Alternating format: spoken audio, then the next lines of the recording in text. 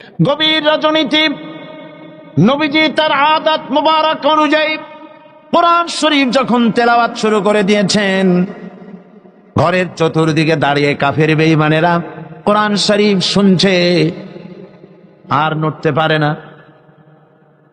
এক একজনের ধারণা হলো আরো একটু শুনি তারপরে বাড়ি যাব, আরো একটু শুনি তারপরে বাড়ি যাব।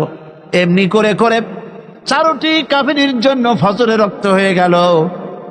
দাঁড়ানো থেকে বসার সময় কেউ পায় নাই। এ কথা ধ্রুব সত্য।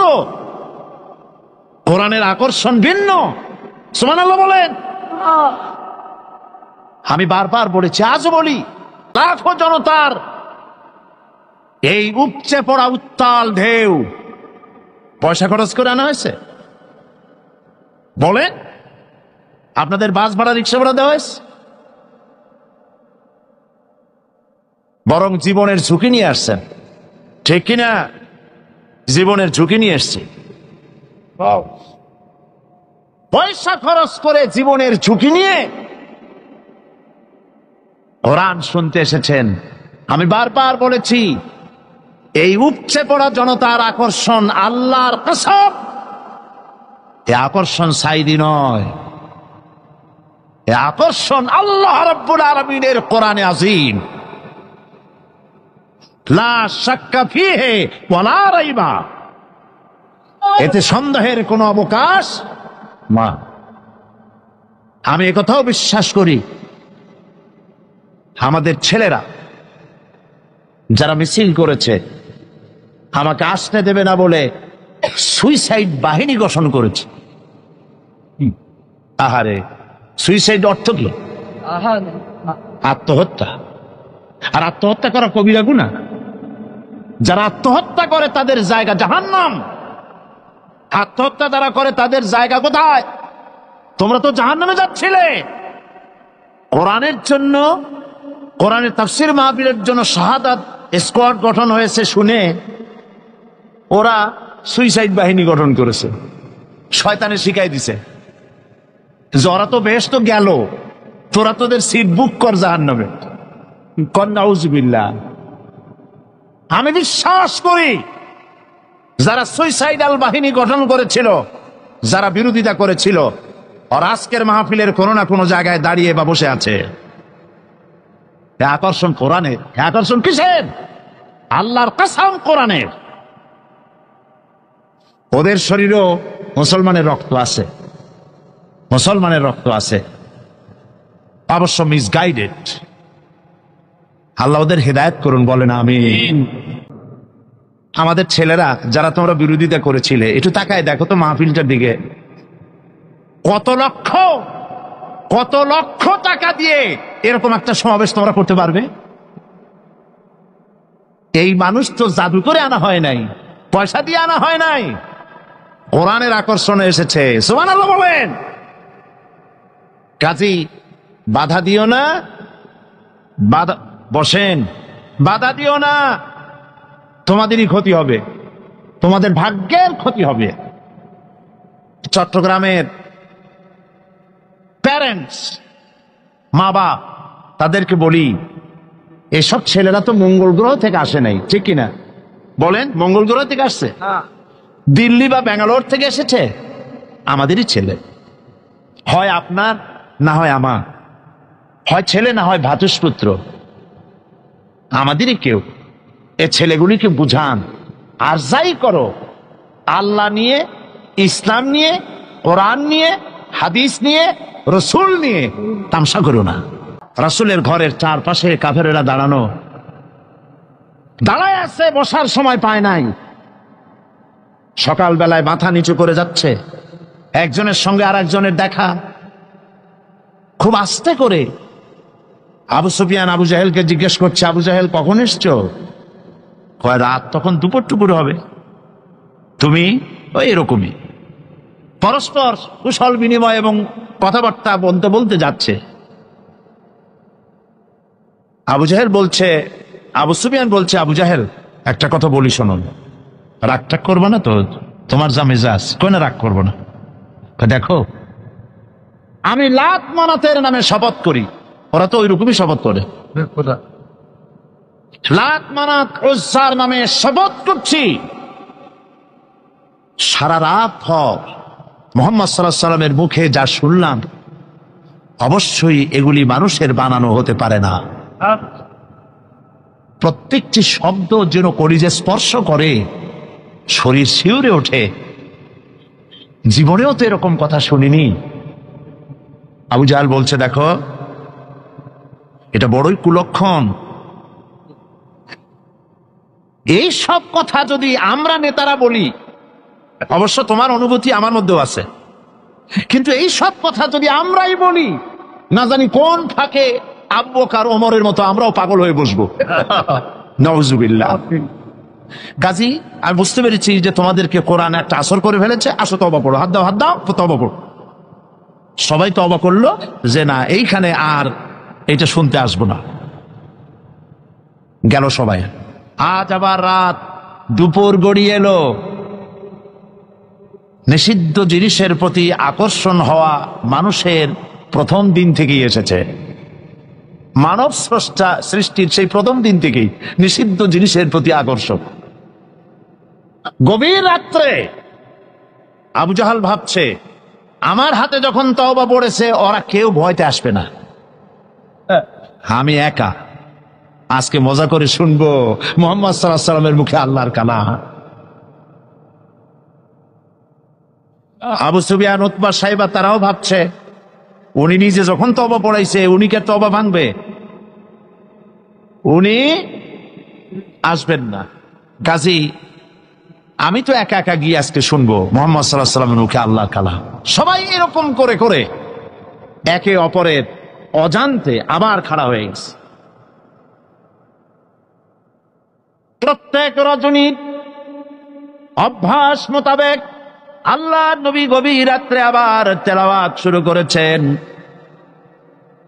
এই সব লোকগুলি ঘরের চতুর্দিকে দাঁড়িয়ে শুনতে শুনতে শরীর যেন অবশ হয়ে যায়। আজ রাত শেষ হওয়ার আগে এরা মনে করল আজ আর ভোর করা ঠিক না, কারণ আমরা সবাই তওবা পড়েছি। যদি কারো সামনে পড়ি, তওবা ভঙ্গের কারণে আসামি হয়ে যাব। কাজী দৌড় মারো। দৌড় মারছে। অন্ধকারের ভিতরে একজন গিয়ে আর একজনের ঠ্যাঙ্গে বাড়ি লাগছে। আবু জাহেল ভয় পাইছে। কে? কয় যে আমি আবু সুফিয়ান। তুমি কে? ডাকো, আমি আবু জাহেল। আরে পাগল, কালকে তওবা করলে আজকে আসলি কেন? তোর বেটা বেশি মাতদারি করিস না, তুই আসলি কেন সেটা কো আগে। একত্রিত হয়ে তারা বলল, কোরআন শোনার জন্য যে ধরনের উন্মাদনা আমাদের মধ্যে সৃষ্টি হয়েছে, আমরা নিজেরাই না জানি কখন মুসলমান হয়ে যাব।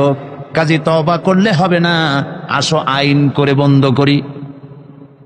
কাফেরেরা সিদ্ধান্ত নিল কি? আল্লাহ রাব্বুল আলামিন কোরআনে কারীমের ভিতরে কাফেরদের সেই সিদ্ধান্ত কোট করে দিলেন। কারণ আবু জাহেল তো থাকবে না, নাতিরা থাকবে। যুগে যুগে আবু জাহেলের নাতিরা কোরআনের মাহফিলে বাধা দেবে। কারা বাধা দেবে?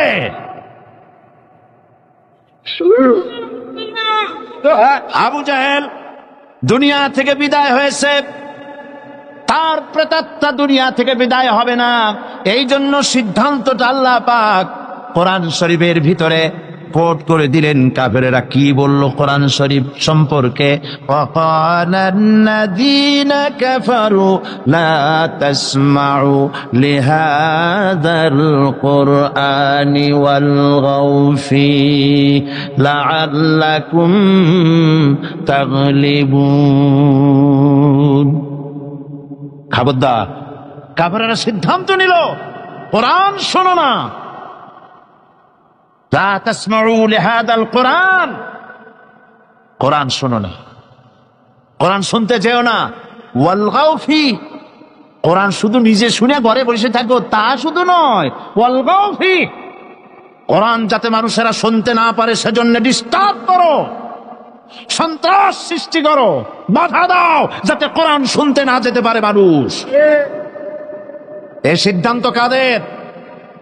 এই সিদ্ধান্ত কাদের?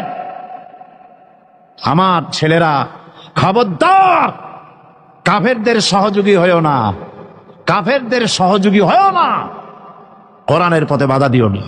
মাঝখানে পুলিশ প্রশাসনকে আরেকটা কথা বলি, কথায় কথায় এসে গেল। আপনারা একটা বড় রকমের গুনাহ করেছেন, ঠিক না? ঠিক না? এদেশে কালী পূজা, দুর্গা পূজায় 8 দিন 10 দিন ধরে মাইকিং এর পারমিশন আপনারাই দেন। দেশটা তো হিন্দুস্তান হয় নাই, দেশটা তো হিন্দুস্তান হয় নাই। দুর্ভাগ্যবশত দেশটা এখনো বাকশালও হয় নাই। তাহলে মাইকিং এ বাধা দিলেন কেন? বাধা দিয়ে কি সব হইছে? কি হয়েছে বলেন? কি হয়েছে? কবিরা গুনাহ করেছেন পুলিশ কর্তৃপক্ষ, সাধারণ পুলিশের মোটেও দোষ না। পুলিশ প্রশাসন কবিরা গুনাহ করেছেন, তওবা করতে হবে, তওবা করতে হবে, আর একটি কাফারা দিতে হবে। সেই কাফারাটা কি? আমি জানতে পেরেছি এই তাফসীর মাহফিল আসার পথে বিভিন্ন জায়গায় ওই সব তথাকথিত সোনার ছেলেরা তাফসীর মাহফিলের বহনকারী শ্রোতাদের বাসে ঢিল পাটকেল মারে, তারা বাধা দেয়, মহিলাদের বাসে ঢিল মেরেছে। আমি পুলিশ প্রশাসন, গোয়েন্দা বিভাগ, SB, IB, DFI, NSI, army intelligence এবং পুলিশ বিভাগকে বলছি, এই যে গুনাহ করেছেন মাইকের পারমিশন না দিয়ে 144 ধারা জারি করে যে গুনাহ করেছেন, সেই গুনার কাফারা হিসাবে রাস্তার মোড়ে মোড়ে দাঁড়িয়ে এই ইয়াজুজ মাজুজদেরকে ঠেকান। এই কোরআনে কারীমের তাফসীর ভূমিকা অনেক লম্বা করলে তাফসীর করা মুশকিল হয়ে যাবে। সেজন্য চলুন আমরা তাফসীরের দিকে এগোই। তাফসীর মানে ব্যাখ্যা, আলোচনা। আচ্ছা আপনারা বলেন তো, জেন, দুষ্ট জেন আর ভূত প্রেতে যদি আসর করে, তাহলে কোরআন শরীফের কোন আয়াত পড়তে হয়? কোনটা পড়তে হয় বলেন? কোনটা? চট্টগ্রাম তাফসীর মাহফিল উপলক্ষেও কিছুটা ভূত প্রেতের আসর হয়েছে। এই ভূত প্রেতের আসর থেকে রক্ষা করার জন্য সকলে আমার সাথে পড়েন যথারীতি। আউযু বিল্লাহি মিনাশ শাইতানির রাজীম। বিসমিল্লাহির রাহমানির রহিম। আল্লাহু লা ইলাহা ইল্লা হুয়াল হাইয়ুল কাইয়্যুম লা তাখুযুহু সিনাতুন ওয়ালা নাওম লাহু মা ফিস সামাওয়াতি ওয়া মা ফিল আরদ من ذا الذي يشفع عنده إلا بإذنه يعلم ما بين أيديهم وما خلفهم ولا يحيطون بشيء من علمه إلا بما شاء وسع كرسيه السماوات والأرض ولا يؤوده حفظهما وهو العلي العظيم صدق الله العظيم। সবাই বলেন সাদাকাল্লাহুল আযীম। 5 দিন তাফসীরুল কোরআন মাহফিল একাধারে আলোচনা করতাম, আজকে 2 দিন মাহরুম হয়ে গেলাম। কলিজা ফেটে যায়, চোখে পানি এসে যায়, কি নিয়ামত থেকে বঞ্চিত হয়ে গেলাম। সুতরাং আয়াতুল কুরসি থেকে শুরু করি, কদ্দুর যাইতে পারি দেখি। আল্লাহ পাক তৌফিক দান করুন, বলেন আমিন। মামা তৌফিকি ইল্লা বিল্লাহ আলাইহি তাওয়াক্কালতু ওয়া ইলাইহি উনীব। আল্লাহর কাছে সাহায্য প্রার্থনা করি, রব্বুল আলামিন তোমার এই কালাম, তোমার এই আয়াত বোঝার তৌফিক আমাদেরকে দান করো। আয়াতুল কুরসি, আগে এটার অর্থ করে নেই। আল্লাহু লা ইলাহা ইল্লা হুয়াল হাইয়ুল কাইয়্যুম। আল্লাহ হচ্ছেন তিনি যিনি ছাড়া কোনো ইলাহ নাই, যিনি সার্বভৌমত্বের একচ্ছত্র মালিক। লা তাখুযুহু সিনাতুন ওয়ালা নাওম, যাকে ঘুম এবং তন্দ্রা স্পর্শ করে না। লাহু মা ফিস সামাওয়াতি ওয়া মা ফিল আরদ, আকাশ ও জমিনে যা কিছু আছে সবই তার। মান যাল্লাযী ইয়াশফাউ ইনদাহু ইল্লা বিইজনিহি, কে আছে এমন যে তার কাছে সুপারিশ করতে পারে তার বিনা অনুমতিতে? মা বাইনা আইদিহিম ইয়ালামু মা বাইনা আইদিহিম ওয়া মা খালফাহুম, তিনি সবার অগ্র পশ্চাৎ এর সব কিছুর খবর রাখেন। ওয়ালা ইউহিতুনা বিশাইইম মিন ইলমিহি ইল্লা বিমা শাআ, তার জ্ঞাত বিষয়ের কিছুই মানুষ নিজেদের আয়ত্তে আনতে পারে না। অবশ্য আল্লাহ যদি কাউকে কিছু দিতে চান, ওয়াসিআ কুরসিয়্যুহুস সামাওয়াতি ওয়াল আরদ, তার একচ্ছত্র ক্ষমতা এবং কর্তৃত্ব আকাশ এবং জমিনকে পরিব্যাপ্ত করে রেখেছে। ওয়ালা ইয়াউদুহু হিফযুহুমা ওয়া হুয়াল আলিয়্যুল আযীম, আর আকাশ এবং পৃথিবী রক্ষণাবেক্ষণ করতে গিয়ে আল্লাহ পাক মোটেই ক্লান্তি বোধ করেন না। আর তিনি হচ্ছেন এক মহান শ্রেষ্ঠতম সত্তা। বলি সাদাকাল্লাহুল আযীম। আয়াতুল কুরসি, এই আয়াতটি আয়াতুল কুরসি হিসেবে পরিচিত। কি নামে পরিচিত? আয়াতুল কুরসি। এখানে মহান আল্লাহ পাকের এমন সব পূর্ণাঙ্গ পরিচিতি পেশ করা হয়েছে যার নজির গোটা কোরআন শরীফে নাই। সুবহানাল্লাহ। তাই হাদিস শরীফে এই আয়াতটিকে শ্রেষ্ঠ আয়াত বলা হয়েছে। কোরআন শরীফের কি আয়াত? শ্রেষ্ঠ আয়াত বলা হয়েছে। আমরা প্রত্যেকটি ফরজ নামাজের পরে এই আয়াতে কারিমা পড়ে থাকি, ঠিক কিনা বলে? আল্লাহর নবী বলেছেন প্রত্যেক ফরজ নামাজের পরে আয়াতুল কুরসি যে ব্যক্তি পাঠ করবে, কিয়ামতের দিন আল্লাহ রাব্বুল আলামিন ওই ব্যক্তির ব্যাপারে সিদ্ধান্ত নেবেন, আল্লাহ তাকে জান্নাত দান করে দিবেন। হতে পারে এবার আপনারা কেউ কেউ মনে করতে পারেন বাস ওয়াজ আর না শুনলে চলবে, আয়াতুল কুরসি পড়বো আর জান্নাতে চলে যাব। না, বিষয়টা এমন নয়। বিষয়টা হচ্ছে এই আয়াতুল কুরসির মধ্যে এমন কিছু কথা আছে যা বুঝে যদি পড়ে আর আমল করে আল্লাহ পাক কিয়ামতের সিদ্ধান্ত নেবেন, জান্নাত দিয়ে দিবেন। সুবহানাল্লাহ, বলেন সুবহানাল্লাহ। এর কারণ হলো আয়াতুল কুরসির মধ্যে আল্লাহ পাক সার্বভৌমত্বের কথা বলেছেন। আজ আমরা স্লোগান দেই সব সমস্যার সমাধান। ও মাশাআল্লাহ, চট্টগ্রামের সবাই বোধহয় এই পরিচিত স্লোগানটা জানেন না। জবাব তা আপনারা জবাব দিতে পারলেন না কেন? সব সমস্যার সমাধান দিতে পারে আল কোরআন, এটা শুধু স্লোগান নয়, এটাই বাস্তবতা, এটাই বাস্তব সত্য। আয়াতুল কুরসির মধ্যে রয়েছে একটি জটিল সমস্যার সমাধান, যাকে সহজ কথায় বলা যায় গদি সমস্যার সমাধান। কুরসি মানে হলো গদি। আজকাল গদি নিয়ে কি হচ্ছে টের পাচ্ছে না ভাই? কথা কন না কেন? আমেরিকাও আজকাল বাংলাদেশি স্টাইল হচ্ছে, ঠিক কিনা? আমি চিন্তা করছি যে আমাদের একজন প্রধান ব্যক্তি দেশের বারবার ওই দেশে যাওয়ার কারণেই কি এই রোগ ছড়াইলো ওই দেশে, আল্লাহ জানে।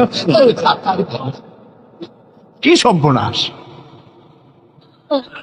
এই গদি নিয়ে টানাটানি হচ্ছে পৃথিবীর সর্বত্র। সার্বভৌমত্বের মালিক কে হবে? এইটা তো আপনারা বলতেছেন, কিন্তু যারা কোরআন জানে না তারা বলে সার্বভৌমত্বের মালিক জনগণ।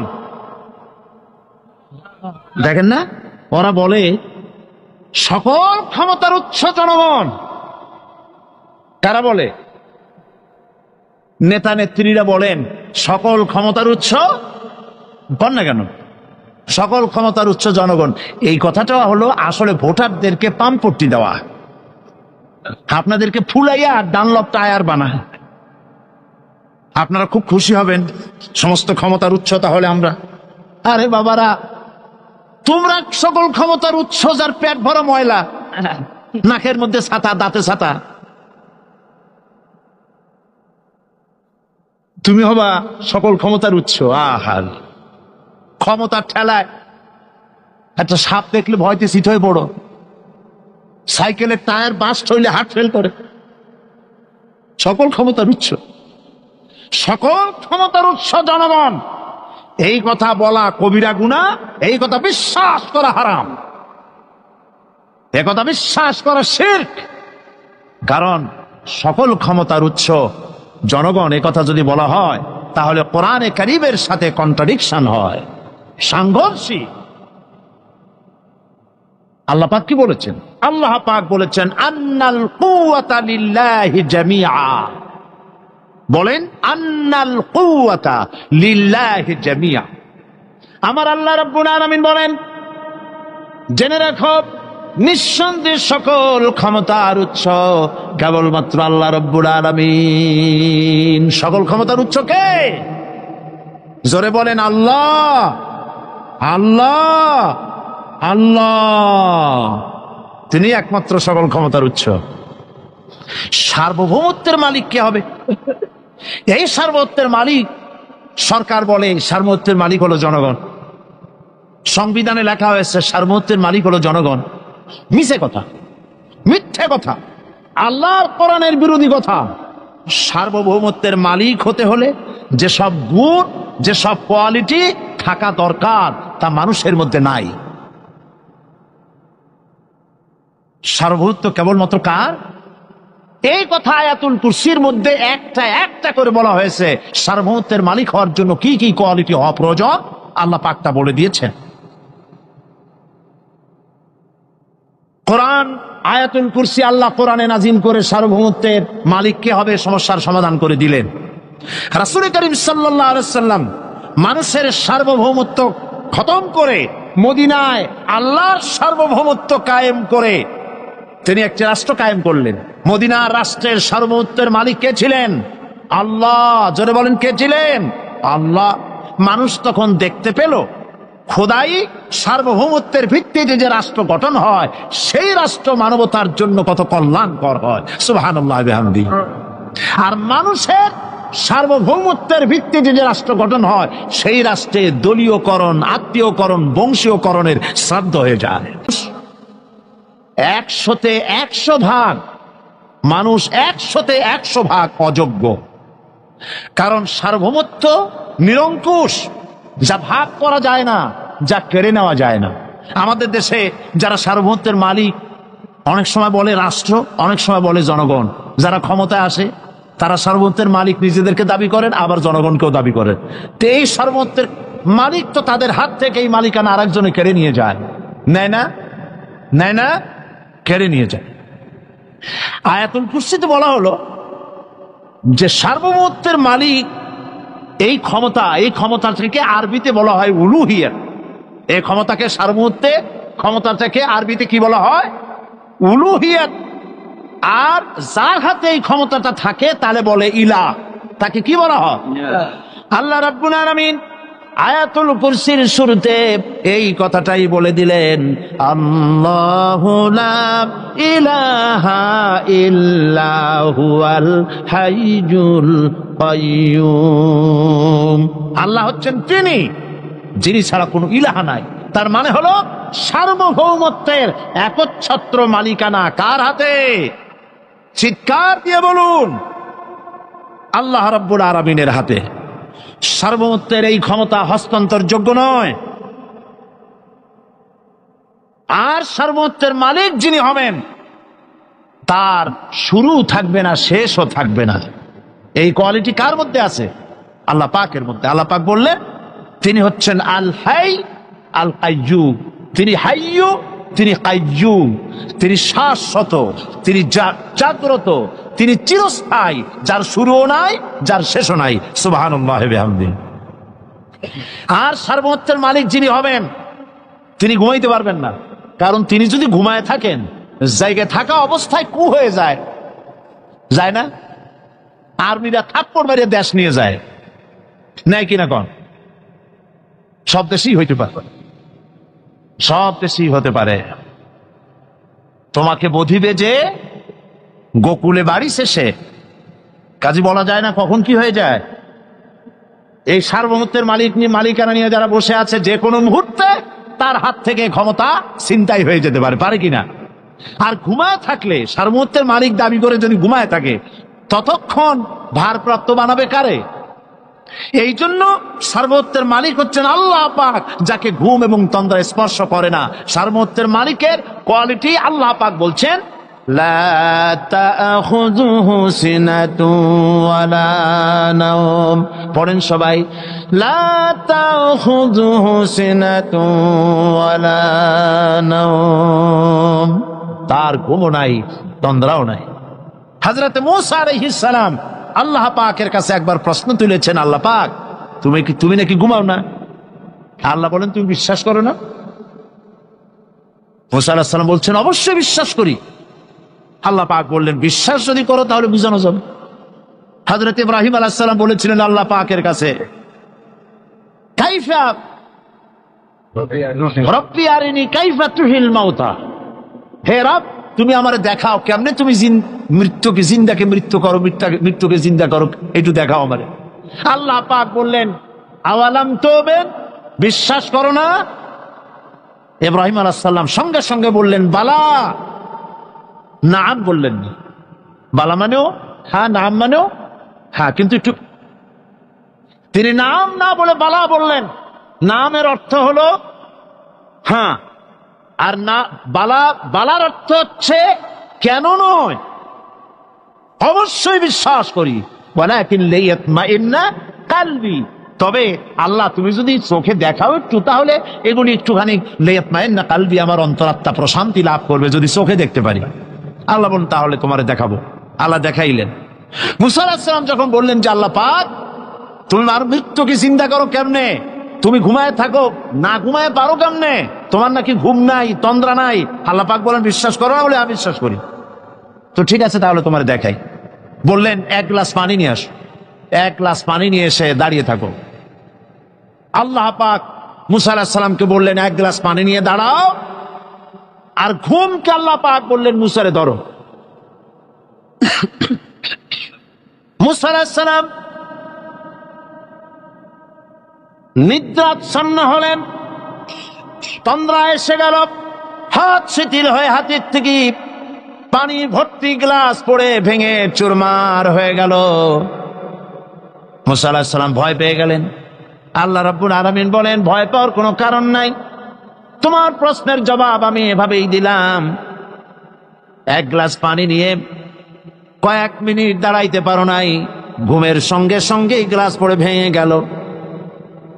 তামাম আকাশ আর জমিন, গোটা সৃষ্টি জগৎ তোমার আল্লাহ পাকের হাতের মুঠার মধ্যে রয়েছে।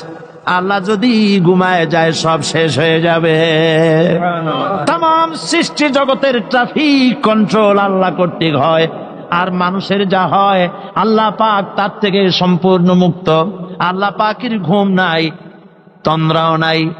আল্লাহ পাক সমস্ত রকমের মানবীয় কোয়ালিটি থেকে, গুণ থেকে মুক্ত, মুবাররা, পবিত্র।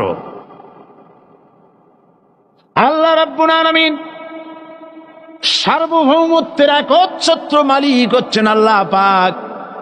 তিনি ছাড়া কোনো ইলাহ নাই। তিনি পরিষ্কার করে বলছেন, আল্লাহু লা ইলাহা ইল্লা হুয়াল হাইয়ুল কাইয়্যুম। সবাই পড়েন, আল্লাহু লা ইলাহা ইল্লা হুয়াল হাইয়ুল কাইয়্যুম। আল্লাহ হচ্ছেন সার্বভৌমত্বের মালিক, তিনি ছাড়া কোনো ইলাহ নাই। এমন একটি আয়াত তাফসীরের জন্য আল্লাহ এনে দিয়েছেন, যেই আয়াতটি বুঝলে পরে দুনিয়াও শান্তি, আখিরাতেও শান্তি। গদি সমস্যার সমাধান হবে, সব সমস্যার সমাধান হবে। আয়াতুল কুরসি এমন আয়াত, যা তেলাওয়াত করলে, বুঝলে, আমল করলে কিয়ামতের দিন আল্লাহ পাক তার সম্পর্কে সিদ্ধান্ত নেবেন, জান্নাত দিয়ে দিবেন। সুবহানাল্লাহ। তারেক বিন জিয়াদ, তার নেতৃত্বে মুসলমানেরা চলে গেলেন মধ্য আফ্রিকার মরক্কো থেকে, মধ্যপ্রাচ্যের মরক্কো থেকে তারা পাড়ি জমালেন, পাল তোলা নৌকায় করে পাড়ি জমালেন ভূমধ্য সাগর, মেডিটেরিয়ান সি, ভূমধ্য সাগর পাড়ি দিয়ে দিনের পর দিন বহু কষ্ট করে পরিশ্রম করে খেয়ে না খেয়ে জিব্রাল্টার প্রণালীর মধ্য দিয়ে স্পেনের তটরেখায় গিয়ে তারা ভিড়লেন। কুলে উঠে তারেক বিন জিয়াদ, উমাইয়াদের সেনাপতি, কুলে উঠে বললেন, আমার সাথীরা, যেসব জাহাজে এবার আমরা এলাম, জাহাজগুলি টেনে কুলে উঠাও। জাহাজগুলি কুলে উঠানো হলো। তিনি বললেন, এই জাহাজগুলিকে অগ্নি সংযোগ করো। জাহাজগুলি পোড়ায় দিল। আসছে কি মামু বাড়ি? বুঝেন না কথা? শ্বশুর বাড়ি? কোথায় আসছে? কাফেরদের দেশে এসছে, যেখানে মানবতার উপরে জুলম চলছে। সেই দেশে এসেছে ইনসাফ কায়েম করার জন্য, কোরআনের রাজ কায়েম করার জন্য। পোড়ায় দেওয়া সমস্ত জাহাজগুলি পুড়িয়ে দেওয়া হলো। এরপরে তিনি এক ঐতিহাসিক ভাষণ দিলেন, যা আরবি সাহিত্যে স্বর্ণাক্ষরে লেখা থাকবে কিয়ামত পর্যন্ত। তিনি বললেন, আইয়ুহাল ইখওয়ান, আল বাহরু মিন ওয়ারাইকুম ওয়াল আদুউ আমামাকুম ফাইনাল মাফার। হে আমার সাথীরা, পিছনে তোমাদের ক্ষুধার্ত সমুদ্র আর সামনে রডারিকের দুর্ধর্ষ বাহিনী। কি করবা? জাহাজগুলো পুড়িয়ে দিয়েছি। সমুদ্রের মধ্যে কুমির হাঙ্গরের খোরাক হবে, না রডারিক বাহিনীর হাতে শেষ হয়ে যাবে? কোনটা করবে? বাড়ি ফেরবার কোনো রাস্তা নাই। সাথীরা বললেন, হে সেনাপতি, ইসলামের নামে আপনি আমাদেরকে যে হুকুম করবেন সমস্ত হুকুম মানার জন্য আমাদের জীবন এবং সম্পদ নিয়ে আপনার সামনে হাজির। সুবহানাল্লাহ। তারেক বিন জিয়াদ লড়াই করলেন এবং অল্প দিনের ভিতরে এই লড়াইয়ে গোটা স্পেন দখল করে ফেললো মুসলমানেরা। আলহামদুলিল্লাহ। গোটা স্পেনে কারা এখন? মুসলমান। এসে কি করলো? মুসলমানেরা যে যুদ্ধ করে, এই যুদ্ধের নাম হচ্ছে জিহাদ। এটা ওয়ার নয়, এটা কেতাল নয়, এটা যুদ্ধ নয়, এটার নাম জিহাদ। মুসলমানেরা যে জিহাদ করে এজন্য নয় যে পরের দেশ দখল করে নিজের প্রভুত্ব কায়েম করা, এটা নয়, বরং জিহাদের মাধ্যমে দেশ দখল করে আল্লাহর খেলাফত কায়েম করা। মুসলমানদের পরাজয়ের পর মুসলমানেরা প্রায় 800 বছর রাজত্ব করেছে। 711 খ্রিস্টাব্দে এখানে তারেক বিন জিয়াদ ঢুকলেন স্পেনে, আর 1498 খ্রিস্টাব্দ পর্যন্ত রাজত্ব করেছে মুসলমানেরা, টানা 800 বছর। যেদিন পরাজয় হলো, তারপরে তাদের মসজিদগুলি বন্ধ করে দেওয়া হলো। 500 বছরের ভিতরে স্পেনে মসজিদে আজান হয় নাই। গত অগস্ট মাসের 4 তারিখে আমার সেই মসজিদে প্রোগ্রাম ছিল, যেই মসজিদে 500 বছর পর আজান হয়েছে। ইতিহাস আমার নিজের চোখে দেখে এসেছি। তারেক বিন জিয়াদ স্পেন দখল করলেন, দখল করে নিজেদের বাড়িঘর বানাইলেন না, স্পেন দখল করেছেন। ইসলামের পতাকা উড্ডীন হয়েছে, টুয়ারেস করেছেন, পার্ক করেছেন, বিনোদন কেন্দ্র করেছেন, স্কুল করেছেন, বিশ্ববিদ্যালয় করেছেন, জ্ঞানের ভান্ডার এর দ্বার উন্মোচন করেছেন। জ্ঞান অর্জনের জন্য পার্শ্ববর্তী রাষ্ট্র Portugal, France, Denmark, Sweden, German, England, চতুর্দিক থেকে হাজার হাজার লোক জ্ঞান অর্জনের জন্য স্পেনে পাড়ি জমাতে লাগলো। সুবহানাল্লাহ। সভ্যতার লালন কেন্দ্র হলো স্পেন। আজকে বলতে খুব দুঃখ লাগে, ওরা দাবি করে ওরা নাকি ওয়েস্টার্ন সিভিলাইজেশন, ওরা পাশ্চাত্য সভ্যতার দাবিদার। ওরা যখন ইংল্যান্ডের মানুষেরা বাড়ি বানায়া থাকে কেমনে যখন জানতো না, যখন গাছের মধ্যে গর্ত বানায়া পাখির মতো সেই গর্তে বাস করত, গোসল করে শরীর ক্লিন করে কেমনে যখন জানতো না, তখন আমরা মুসলমানেরা গ্রানাডা এবং কর্ডোবায় বিজ্ঞানের বিভিন্ন শাখায় বিচরণ করতাম। এ হাতের ঘড়িটা তো আমাদের আবিষ্কার করা, কম্পাস মুসলমানদের আবিষ্কার করা, বন্দুক, কামান, জিওমেট্রি, ম্যাথামেটিক্স, অ্যালজাবরা মুসলমানদের আবিষ্কার করা, ভূগোল, সায়েন্স এগুলি মুসলমানদের আবিষ্কার করা, চিকিৎসা বিজ্ঞান মুসলমানদের আবিষ্কার করা। এগুলি শুনলেও এখন যুবকদের মনে হাসি পাবে, যেহেতু আমি জানিও না, চিন্তায় পড়ে যাবে। এগুলি সব মুসলমানদের আবিষ্কার করা ছিল। যখন মানুষেরা, যে জাতি লেখাপড়া বাদ দেয়, সে তখন শাসক হয় না, শাসিত হয়ে যায়। কথা বুঝে আসছে?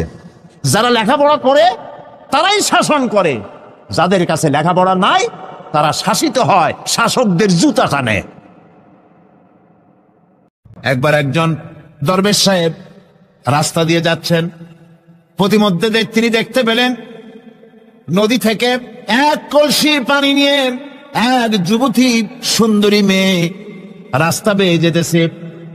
দরবেশ সাহেব দাঁড়ায় গেলেন আর ওই যুবতীর দিকে এক নজরে তাকায় আছেন, চোখে পলক দেয় না। এরপরে যুবতী থমকে দাঁড়ায় গেল। আধা বুড়া মানুষ, দাড়ি অর্ধেক পাইকে গেছে, দেখতে তো দেখায় খুব বুজুর্গ মানুষ, কিন্তু রাস্তায় আমার একা পাইয়া এমনি করে তাকিয়ে আছে আর চোখ দিয়েও তো পানি পড়ে। ব্যাপারটা কি? দরবেশ কান্দে কেন? যুবতী মেয়েটি বলছে, ওগো দরবেশ সাহেব, হুজুর সাহেব, আমি একটা যুবতী মেয়ে লোক, রাস্তায় আমাকে একা পেয়ে আপনি আমার দিকে তাকায় আছেন আর কাঁদতেছেন। এই বৃদ্ধ বয়সে ভীমরতি হলে কেন? আমাকে দেখে কাঁদেন কেন আর এক নজরে কেন তাকায়ছেন? কারণটা কি? কি কুমতলব আছে? দরবেশ সাহেব বলছেন, হে রূপসী মেয়ে, তোমার জন্য আমি কান্দি একথা একবারও চিন্তা করো না। যে শিল্পী রচিল এই সুধাংশু বদন, তাহার তরে ঝরে নেত্র নয়নে জীবন। তোমার প্রেম পাওয়ার জন্যে, তোমাকে দেখে লোবাতুর এবং কামুক হয়ে তোমার দিকে তাকায় কান্দি, একবারও ভেব না। আল্লাহর কসম, আমি কাঁদতেছি তোমার এত সুন্দর স্বাস্থ্য আর চেহারা যে আল্লাহ রাব্বুল আলামিন বানায় দিলেন। না জানি সেই আল্লাহ কত সুন্দর, যার সৃষ্টি এত সুন্দর, সেই আল্লাহ রাব্বুল আলামিন না জানি কত সুন্দর। আল্লাহ পাক সেই সুন্দর আল্লাহ রাব্বুল আলামিনকে দেখার তৌফিক যেন আমরা পাই। জোরে কর আমিন। দরবেশ সাহেব চিত হয়ে শুয়ে শুয়ে তেলাওয়াত করতেছেন আর বলছেন, আল্লাহ রাব্বুল আলামিন, তোমার সৃষ্টি নৈপুণ্যতার ভিতরে কোনো ভুল ধরার ক্ষমতা তো কোনো মানুষের নাই। তবে একটা জিনিস আমার নজরে পড়ল, এই যে বিরাট বট গাছটা, পৃথিবীতে যত গাছ আছে, যেমন গাছ তেমন ফল, তাল গাছটা যেমন ফলও তেমন, নারকেল গাছটা যেমন ফলটাও তেমন, কিন্তু এত বড় বিশাল বট গাছ, ফল হতেছে ছোট ছোট ট্যাবলেটের মতো। গাছটা যেমন, ফলটা তেমন হয়নি। আল্লাহ এটা ভুল না?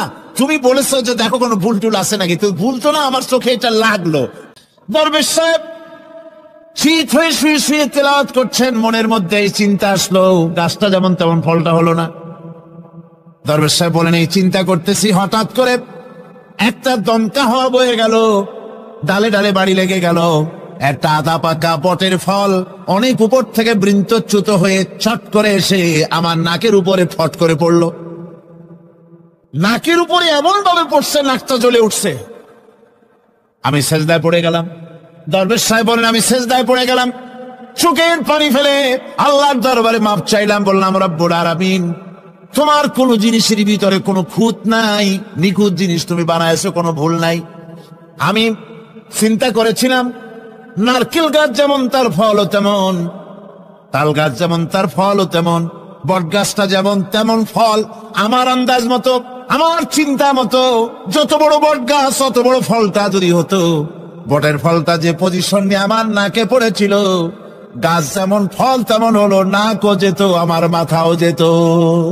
লক্ষ্য করো, فإنا خلقناكم من تراب ثم من نطفة ثم من علقة ثم من مضغة।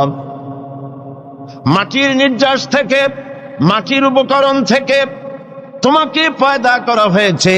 এক ফোঁটা নাপাক পানি বিন্দু দিয়ে তোমার হয়েছে, সেখান থেকে রক্তপিণ্ড হয়েছে, জমাট রক্ত থেকে গোশতপিণ্ড হয়েছে।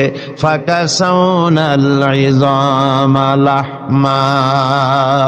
এরপরে এই গোশতপিণ্ড হাড্ডির উপরে ছড়িয়ে দিয়ে তার উপরে চামড়া দিয়ে সুন্দর এক মানুষের আকৃতি আল্লাহ বলছে দিয়েছি। এবং এইভাবে করে তোমাকে মায়ের পেট থেকে সুম্মা নুখরিজুকুম তিফলা, বাচ্চার আকারে মায়ের পেট থেকে আমি নিয়ে এসেছি। তুমি যে আজ অহংকার করো, তুমি যে আজ বলো সকল ক্ষমতার উৎস জনগণ, তুমি ক্ষমতার উৎস? আশ্চর্য কথা। তুমি ক্ষমতা হলে কি করে? তোমার অস্তিত্ব কি ছিল? এক ফোঁটা নাপাক পানি ছিল, যা শরীর থেকে নির্গত পর করা ফরজ হয়ে গিয়েছিল। এরকম একটি অবস্থা থেকে আমি তোমাকে সৃষ্টি করেছি। তুমি লক্ষ্য করো তোমার সৃষ্টির দিকে। ইয়া আইয়ুহাল ইনসানু মা গাররাকা বিরাব্বিকাল কারীম আল্লাযী খালাকাকা ফাসাওয়াকা ফাআদালাক ফি আইয়ি সূরাতিন মা শাআ রাক্কাবাক। হে মানব সকল, কোন জিনিস তোমাকে তোমার রবের ইবাদত থেকে তোমাকে ফিরিয়ে দিল? তোমাকে আমি যেমন খুশি আমি তোমাকে সৃষ্টি করেছি, সুন্দর আকৃতি দিয়েছি, এবং তোমার মায়ের পেট থেকে যখন আমি তোমাকে এনেছি, মায়ের পেট থেকে এমন অবস্থায় তোমাকে বের করে আনা হয়েছে যখন তোমার কোনো হুঁশ ছিল না, জ্ঞান ছিল না। আল্লাহ রাব্বুল আলামিন বলেন, এই পৃথিবীতে আমি তোমাকে আনলাম, তোমার খাবারের ব্যবস্থা আমি রব্বুল আলামিন করে দিলাম। মায়ের পেটের ভিতরে যখন তুমি ছিলে, সেখানে খাবারের ব্যবস্থা কে করেছে বলুন? কে? মায়ের নাভির সঙ্গে সন্তানের নাভির সাথে একটি তার লাগিয়ে দিয়ে মায়ের মাসিক অসুখকে বন্ধ করে দিয়ে এই রক্ত দিয়ে পরিপুষ্ট করেছেন আল্লাহ পাক এই সন্তানকে। যখন সন্তান পৃথিবীতে এলো, নাড়িটা কাটা হয়ে গেল, একটা লাইন বন্ধ হলো খাবার, আল্লাহ রাব্বুল আলামিন মায়ের বুক থেকে সন্তানের জন্য খাবারের জন্য ডাবল লাইন চালু করে দিলেন। সিঙ্গেল ছিল, ডাবল লাইন আল্লাহ চালু করে দিলেন। তুমি তো নির্ভরশীল ছিলে, অসহায় ছিলে। তুমি নিজেকে কি করে তুমি বড় মনে করো? তোমার পৃথিবীতে যা খাচ্ছ পড়ছ সব তো আমার দান। এগুলি সব কার দান? বলেন কার দান? সবকিছু আল্লাহ পাকের দান। তুমি যে জমিনে ফসল ফলাও, এই ফসলটা তুমি কোত্থেকে ফলালে? আল্লাহ রাব্বুল আলামিন বলেন, আফারাআইতুম মা তাহরুসুন আআনতুম তাজরাউনাহু আম নাহনুজ জারিউন। তোমরা কি দেখতে পাও না ফসল দেখে? এই ফসলের ক্ষেতের ফসলগুলি কে উদ্গত করে? তুমি করো না আমি করি? কে করেন বলে? আমি যদি ইচ্ছে করি সমস্ত ফসলগুলিকে, ধানগুলিকে চিটায় পরিণত করে দিতে পারি, পারে কিনা বলেন? ধানের মধ্যে চাল থাকবে না, করতে পারেন না আল্লাহ? ধানগুলি অনেক সময় আমাদের দেশে চিটা হয় না। আল্লাহ পাক বলেন, আমি যদি ইচ্ছে করি ধানের মধ্যে কোনো চাউলই হবে না, সব চিটায় পরিণত করে দেব। পারবো না? পারবেন না আল্লাহ পাক? তখন তোমরা কি করবা? ধর্মঘট করবা? ধর্মঘট করবা? হরতাল করবা? তাতে আল্লাহর কিছু হবে? তখন তোমরা কি করবে? সমস্ত ফসল জুড়ে বিনষ্ট হয়ে যায়। তখন তোমরা শুধু এতটুকুনি বলতে পারবে, ইন্না লামুগরামুন বাল নাহনু মাহরুমুন। তখন তোমরা কপালে হাত মারবে আর বলবে, আমরা মাহরুম হয়ে গেলাম, আমরা বঞ্চিত হয়ে গেলাম। আরে কপালে হাত মারা ছাড়া আর কিছুই করতে পারবে না। তোমরা নিজেদেরকে যে বড়াই করো, এই বড়াই কোনো কাজের নয়। মানুষের এই অসহায়ত্বের কথাগুলি আল্লাহ পাক কোরআন শরীফে এভাবে তুলে ধরেছেন। তোমরা যে বিজ্ঞানের নবনব আবিষ্কার দেখে বড়াই করতেছো, এই আবিষ্কারগুলি আমরা করছি। মানুষ সব মানুষই নাকি সব? বিজ্ঞানের আবিষ্কার দেখে কোরআনকে, আল্লাহকে, রসুলকে মানুষ অবজ্ঞা করতেছে। আসলে বিজ্ঞান মানে কি? বিজ্ঞান মানে হলো বিশেষ জ্ঞান। বিজ্ঞান মানে কি? বিশেষ জ্ঞান। তো বিশেষ জ্ঞান কি? যেমন ধরুন আমার সামনে এই মাইক, এই মাইকের মধ্যে এই সবগুলি মৌলিক উপাদান আল্লাহর। এই মাইকের যত মৌলিক উপাদান কার বলেন? সবাই কার? এর মধ্যে তামা আছে, দস্তা আছে, প্লাস্টিক আছে, লোহা আছে।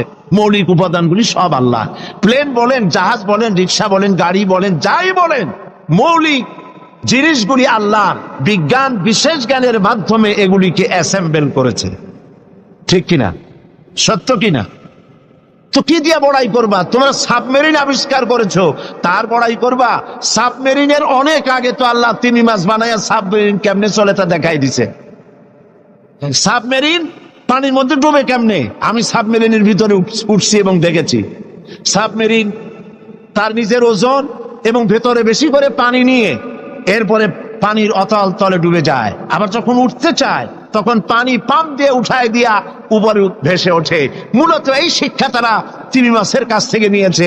আল্লাহর বানানো সাবমেরিন। তিমি মাছের পিঠের উপরে বিরাট ডালা আছে, যখন সে ডুব দিতে চায় ডালা খুলে ফেলে, তখন পানি গল গল করে হাজার হাজার গ্যালন পানি তার মধ্যে ঢোকে। আবার যখন পানির তলা থেকে সে উঠতে চায়, পাম্প দিয়ে ডালা সরাই দিয়ে এত ফোর্স পানির উপরে ওঠে যে অন্তত সমুদ্রের মধ্যে 2-4 মাইল দূর থেকে দেখা যায় পানির ফোয়ারা। তো তোমরা কি করছো? বিজ্ঞান বড়াই করো না। তোমরা যা শিখেছো আল্লাহর কাছ থেকেই শিখেছো। আকাশে উঠছো, তোমাদের অনেক আগে পাখিরা উড়েছে, ওরা শিখাইছে। মানুষ তো ভালো, বিজ্ঞান শিখতে হয়। চলুন আমার সাথে মৌমাছির কাছে, দেখেন মৌমাছি কত বিজ্ঞান জানে। কি দিয়া বড়াই করবা? ছোট্ট মৌমাছি, এই মৌমাছির মধ্যে আল্লাহ পাক কত বিজ্ঞান দান করেছেন দেখেন। মৌমাছি পৃথিবীর মানুষকে 4টা বিজ্ঞান শিখাইছে। কয়টা বিজ্ঞান? দেখুন 4টি বিজ্ঞান কি। মৌমাছি, আল্লাহ পাক বলেন আমি মৌমাছিকে, মৌমাছির উপর একটা সূরা আছে না, জোরে কোন আছে না? সূরাটার নাম কি? সূরা নাহল। মৌমাছির উপর একটা সূরা। আল্লাহ পাক বলছেন আমি মধুমক্ষিকাকে ওহী করেছি। তার মানে এই নয় যে মৌমাছির কাছে জিবরাইল পাঠাইছি। ওহী যখন নবীর ক্ষেত্রে ওহী শব্দ আসে, তার অর্থ হলো প্রত্যাদেশ। জিবরাইলের মারফতে আল্লাহ পাক ওহী পাঠান। আর যখন এই ওহী অন্য কোথাও আল্লাহ ব্যবহার করেন, তার অর্থ হয় গোপন সূক্ষ্ম ইঙ্গিত। যেমন মুসা আলাইহিস সালামের মাকে আল্লাহ পাক ওহী করেছিলেন, এখানে জিবরাইল পাঠান নাই, ইলকা করে দিয়েছিলেন। মৌমাছিকেও তার মনের মধ্যে গোপন ভাবে সূক্ষ্ম ইঙ্গিত আল্লাহ দিয়েছেন। কি? আত্তাখিজি মিনাল জিবালে বুয়ুতা, পাহাড়ে বাসা বানাও, ঘর বানাও পাহাড়ে পর্বতে। যেহেতু মধু হলো একটা মেডিসিন। মধু কি? এই মেডিসিনটা কে বানিয়েছে? আল্লাহ পাকের নির্দেশে। কে বানালো? মৌমাছি বানালো। কাজে এই মেডিসিনটা দিয়ে শুধুমাত্র গাছপালা যে দেশে আছে সেই দেশের মানুষ উপকৃত হোক, তাহলে তো সারা পৃথিবীর মানুষ পাবে না আল্লাহর এই ওষুধ। এই জন্য মৌমাছিকে বলা হচ্ছে পাহাড়ে বানাও। পাহাড় হয় মরুভূমির ভিতরে বেশি হয়, এই পাহাড়ের গায়ে গিয়ে চাক বানাও। ওয়ামিনাস শাজারে, আর কাছে চাক বানাও। ওয়ামিম্মা ইয়ারিসুন, আর বিল্ডিং এর কার্নিশের তলায় গিয়ে চাক বানাও। বলতে ইচ্ছা করেন এই 3 জায়গায় চাক বানাও। এই 3 জায়গায় চাক বানাতে গিয়ে মৌমাছি 4টা বিজ্ঞান দেখাইলো। হচ্ছে কেমিস্ট্রি। অথচ মৌমাছি কোন সায়েন্স ল্যাবরেটরিতে পড়াশোনা করে নাই, কথা ঠিক কিনা? তার কেমিস্ট্রিটা কি? কার্নিশের নিচে বিল্ডিং এর গায়ের সাথে লাগানো মৌচাক আপনারা দেখছেন কিনা কোন? এটা ঝুলে থাকে, ঝুলন্ত অবস্থায় থাকে। একটা পরিপক্ক ঝুলন্ত মৌচাকে কম করে হলো সব থেকে বেশি যা শুনেছি আধা মণ থেকে 35 কেজি, 30-35 কেজি পর্যন্ত ওজন হয়, এত মধু থাকে। এখন এই মধুটা ঝুলে আছে। এটা ঝোলাবার জন্য তার কাছে কোনো সুপার গ্লু ছিল না, কোন আঠা ছিল না। আল্লাহ পাক তাকে এমন আঠা শিক্ষা দিয়েছেন যে আঠা লাগায় দিয়েছে, লাগাবার পর মৌমাছি সেখানে মধু দিয়া 20 কেজি, 30 কেজি, 35 কেজি পর্যন্ত হইল, অথচ ছিঁড়ে পড়লো না। ঠিক কিনা বলেন? মৌচা কার্নিশ থেকে ছিঁড়ে পড়ে গেছে এরকম দেখা গেছে নাকি? না। মৌ যখন ভরে গেল তখন মধু কেটে নিয়ে যাওয়ার পর সেরা খাতা যেমন ঝোলে ওই রকম দেখা যায়, সেরা খাতার মতো ঝুলছে, তাও পড়ে না। 6 মাস 1 বছর পর্যন্ত লেগে থাকে। ছোট্ট মৌমাছিকে এই আটা জাতীয় কেমিস্ট্রি কে শিখাইলো? এই বিজ্ঞান কে তারে শিক্ষা দিলেন? সুবহানাল্লাহ। এরপরে দেখুন মৌমাছির দ্বিতীয় বিজ্ঞান, ইঞ্জিনিয়ারিং টেকনোলজি। মৌমাছি বাসা বানালো। সেই বাসা 6 কোণ বিশিষ্ট চেম্বার, এক একটা চেম্বার 6টা কোণ। লক্ষ্য করে দেখবেন, সমান মাপের কোণ বিশিষ্ট চেম্বার তৈরি করলো, লক্ষ চেম্বার। অথচ তার কাছে জ্যামিতি বক্স ছিল না, তার কাছে মেশিন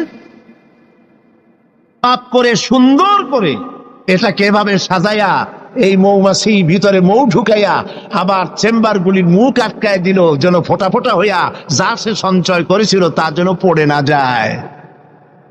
এই যে বাসা বানাইলো, এটা হলো তার ইঞ্জিনিয়ারিং টেকনোলজি। এই টেকনোলজি আরো যদি দেখতে চান, বাবুই পাখির কাছে যান। বাবুই পাখিরে ডাকি বলিছে চড়াই, উড়ে ঘরে থেকে করো শিল্পের বড়াই। যদিও বাবুই পাখি, চড়ুই পাখি বাবুই পাখিকে এটা বলেছে, আসলে শিল্পের বড়াই করার মতো। এই যে চতুর্দিক থেকে পাতাগুড়ি ছিঁড়ে এনে যে বাসা বাবুই পাখি বানালো, আগেই কোন সুবহানাল্লাহ। এই বাসা শুধু বাসা নয়, এর মধ্যে বেডরুম আছে, এর মধ্যে ডাইনিং রুম আছে, মাস্টার বেডরুম আছে, শুধু টয়লেট নাই। নিচ দিয়ে ঢুকবে, আবার ব্যাকডোর দিয়ে নিচের থেকে আক্রান্ত হলে ব্যাকডোর দিয়ে পালাবার ব্যবস্থাও আছে।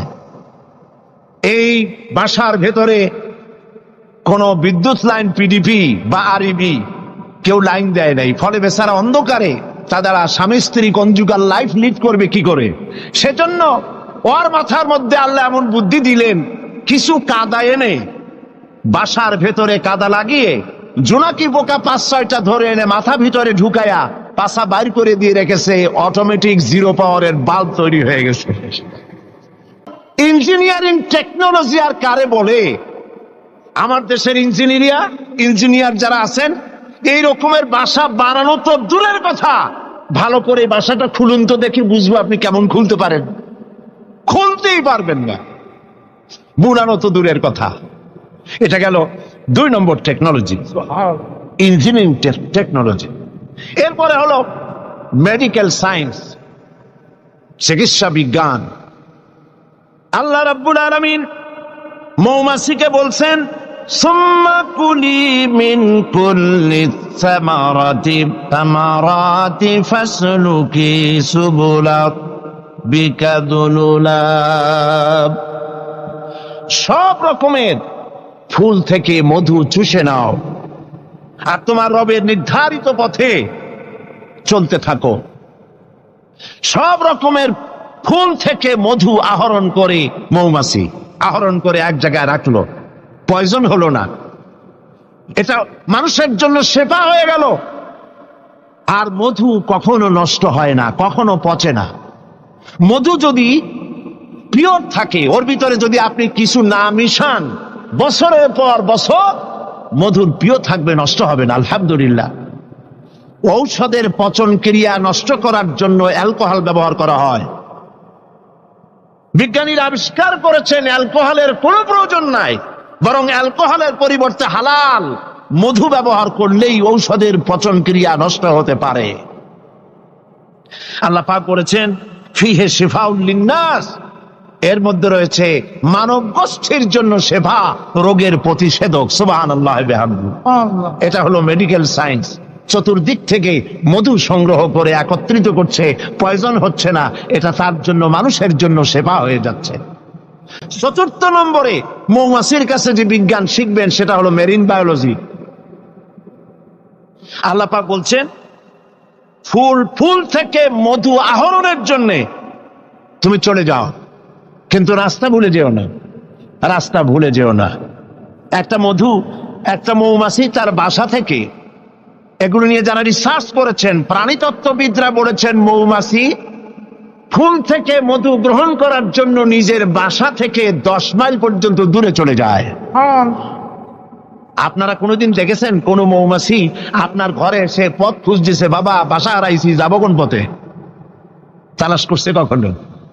আল্লাহ পাক বলছেন, তুমি যাবে ফুল থেকে মধু আহরণ করার জন্য, রাস্তা ভুলে যেও না।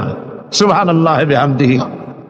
সমুদ্রের ভিতরে নাবিকেরা যখন জাহাজ চালায়, ইনল্যান্ড রিভার লাইনে আমাদের দেশীয় নদীগুলিতে স্টিমার যখন থাকে সামনে সার্চ লাইট থাকে, কিন্তু সমুদ্রে শিপগুলি এদের কোনো সার্চ লাইটের দরকার নাই। সার্চ লাইট জ্বালাই দেখবে কি? পানি আর পানি, কি দেখবে? সেই জন্য তাদের জন্য প্রয়োজন হচ্ছে একটা মানচিত্র আর একটা কম্পাস। কম্পাস, মানচিত্র, রাডার, এগুলিকে ফলো করে স্টিমার শিপগুলি মহাসমুদ্রের ভেতর দিয়ে চলে, পথ হারায় না। এবার আপনি বলেন, মৌমাছি নিজের মৌচাক, এই চট্টগ্রাম কলেজের কার্নিশের নিচে তার বাসা, মধু আহরণ করার জন্য চলে গেল। এখান থেকে 10 মাইল কদ্দূর? বদ্দার হাট নাকি হাটাজারি গেছে মধু আনতে। ওর কাছে কোনো কম্পাস ছিল? কোন মানচিত্র ছিল? কোন মানচিত্র, কোন কম্পাস নাই। চলে গিয়েছে মৌ আনতে, আর ঠিক সেখান থেকে মধু মুখে করে এনে আবার জায়গায় পৌঁছে গিয়েছে। সুবহানাল্লাহ বিহামদিহি। হে মানুষ, তুমি কোনটা দিয়ে আল্লাহর সাথে, তুমি কি দিয়ে নিজের বড়াই? কোন ক্ষেত্রেই মানুষের বড়াই নয়, সমস্ত শ্রেষ্ঠত্ব, বিরাটত্ব, মহানত্ব সবটাই আল্লাহ রাব্বুল আলামিনের জন্য। জোরে সরে বলেন আল্লাহু আকবার। মানুষের সব অসহায়ত্ব সামনে রেখে আল্লাহ পাক আরো বলেন, আফারাআইতুমুল মাআল্লাযী তাশরাবুন আনতুম আনজালতুমুহু মিনাল মুজনি আম নাহনুল মুনজিলুন। এই যে তোমরা পানি পান করো, এই পানি আকাশ থেকে নাজিল করে, তুমি করো না আমি করি? প্রশ্ন কিন্তু আমার না, প্রশ্ন কার? বলেন সবাই। এই যে পানি পান করো, এই পানি আকাশ থেকে কে নাজিল করে? তুমি করো না আমি করি? যে পানি আল্লাহ কোত্থেকে নিলেন? সমুদ্রের পানিগুলিকে বাষ্পীয় আকারে উত্থিত করে মেঘমালায় পরিণত করে সেই নোনা পানিগুলিকে, এর লবণাক্ততা দূর করে আল্লাহ নিজে যে না করলেন, সেটা কি লোনা না মিষ্টি? আল্লাহ পাক বলেন, লাউ নাশাউ জাআলনাহু উজাজান ফালাউলা তাশকুরুন। আমি ইচ্ছে করলে আকাশ থেকে পানিগুলি লবণাক্ত আকারে নাজিল করে দিতাম, বর্ষণ করে দিতে পারতাম। তা না করে আমি যে মিষ্টি পানি তোমাদের দিলাম, লবণাক্ততা দূর করে যে মিঠা পানি দিলাম, কেন তোমরা আল্লাহ রাব্বুল আলামিনের শুকর আদায় করো না? আল্লাহ পাক ইচ্ছা করলে পানি তো সব শুকায় দিতে পারেন, পারেন না? আল্লাহ ইচ্ছা করলে পৃথিবীর সমস্ত পানিগুলিকে শুকায় দিতে পারেন। সেই পানি আবার কে এনে দিতে পারেন আমাদের সামনে? আল্লাহ পাক পারেন। সুতরাং আল্লাহ পাক মানুষের অসহায়ত্ব দেখাচ্ছেন, তুমি আসলে অসহায়, যা কিছু পেয়েছো সব আমি তোমাকে দান করেছি। আল্লাহ পাক বলেন, লাউ নাশাউ জাআলনাহু উজাজান ফালাউলা তাশকুরুন। আমি ইচ্ছে করলে আকাশ থেকে পানিগুলি লবণাক্ত আকারে নাজিল করে দিতাম, বর্ষণ করে দিতে পারতাম। তা না করে আমি যে মিষ্টি পানি তোমাদের দিলাম, লবণাক্ততা দূর করে যে মিঠা পানি দিলাম, কেন তোমরা আল্লাহ রাব্বুল আলামিনের শুকর আদায় করো না? এই জন্যে ফাসাব্বিহ বিসমি রাব্বিকাল আযীম, ওই আল্লাহ পাকের বড়ত্ব, তার তাসবিহ তোমরা ঘোষণা করো।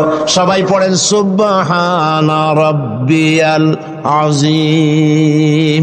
তুমি কত অসহায়, খুব মাতব্বরি করো, কিন্তু সমুদ্রে যাও তো। সমুদ্রে যখন মানুষ যায়, ওয়াইদা গাশিয়াহুম মাওজু কাযুলাল, যখন সমুদ্রের ভিতরে বিরাট তরঙ্গমালার ভিতরে মানুষ যখন পড়ে যায়, আল্লাহ পাক বলেন, দল্লা মান তাদউনা ইল্লা ইয়াহু। যখন সমুদ্রের ভিতরে তুফানে পড়ে যায়, তখন আল্লাহ ছাড়া সবাইকে তারা ভুলে যায়। শুধু তখন মনে পড়ে আল্লাহ, আল্লাহ, আল্লাহ ছাড়া তখন আর কিছুই মনে থাকে না। অতএব তুমি নিজেকে যত বড় মনে করো, আসলে তুমি এত বড় নও। তোমার আসল মর্যাদা কি, সে কথা আল্লাহ পাক বলছেন। এবার দেখো তোমার মূল মর্যাদাটা কি।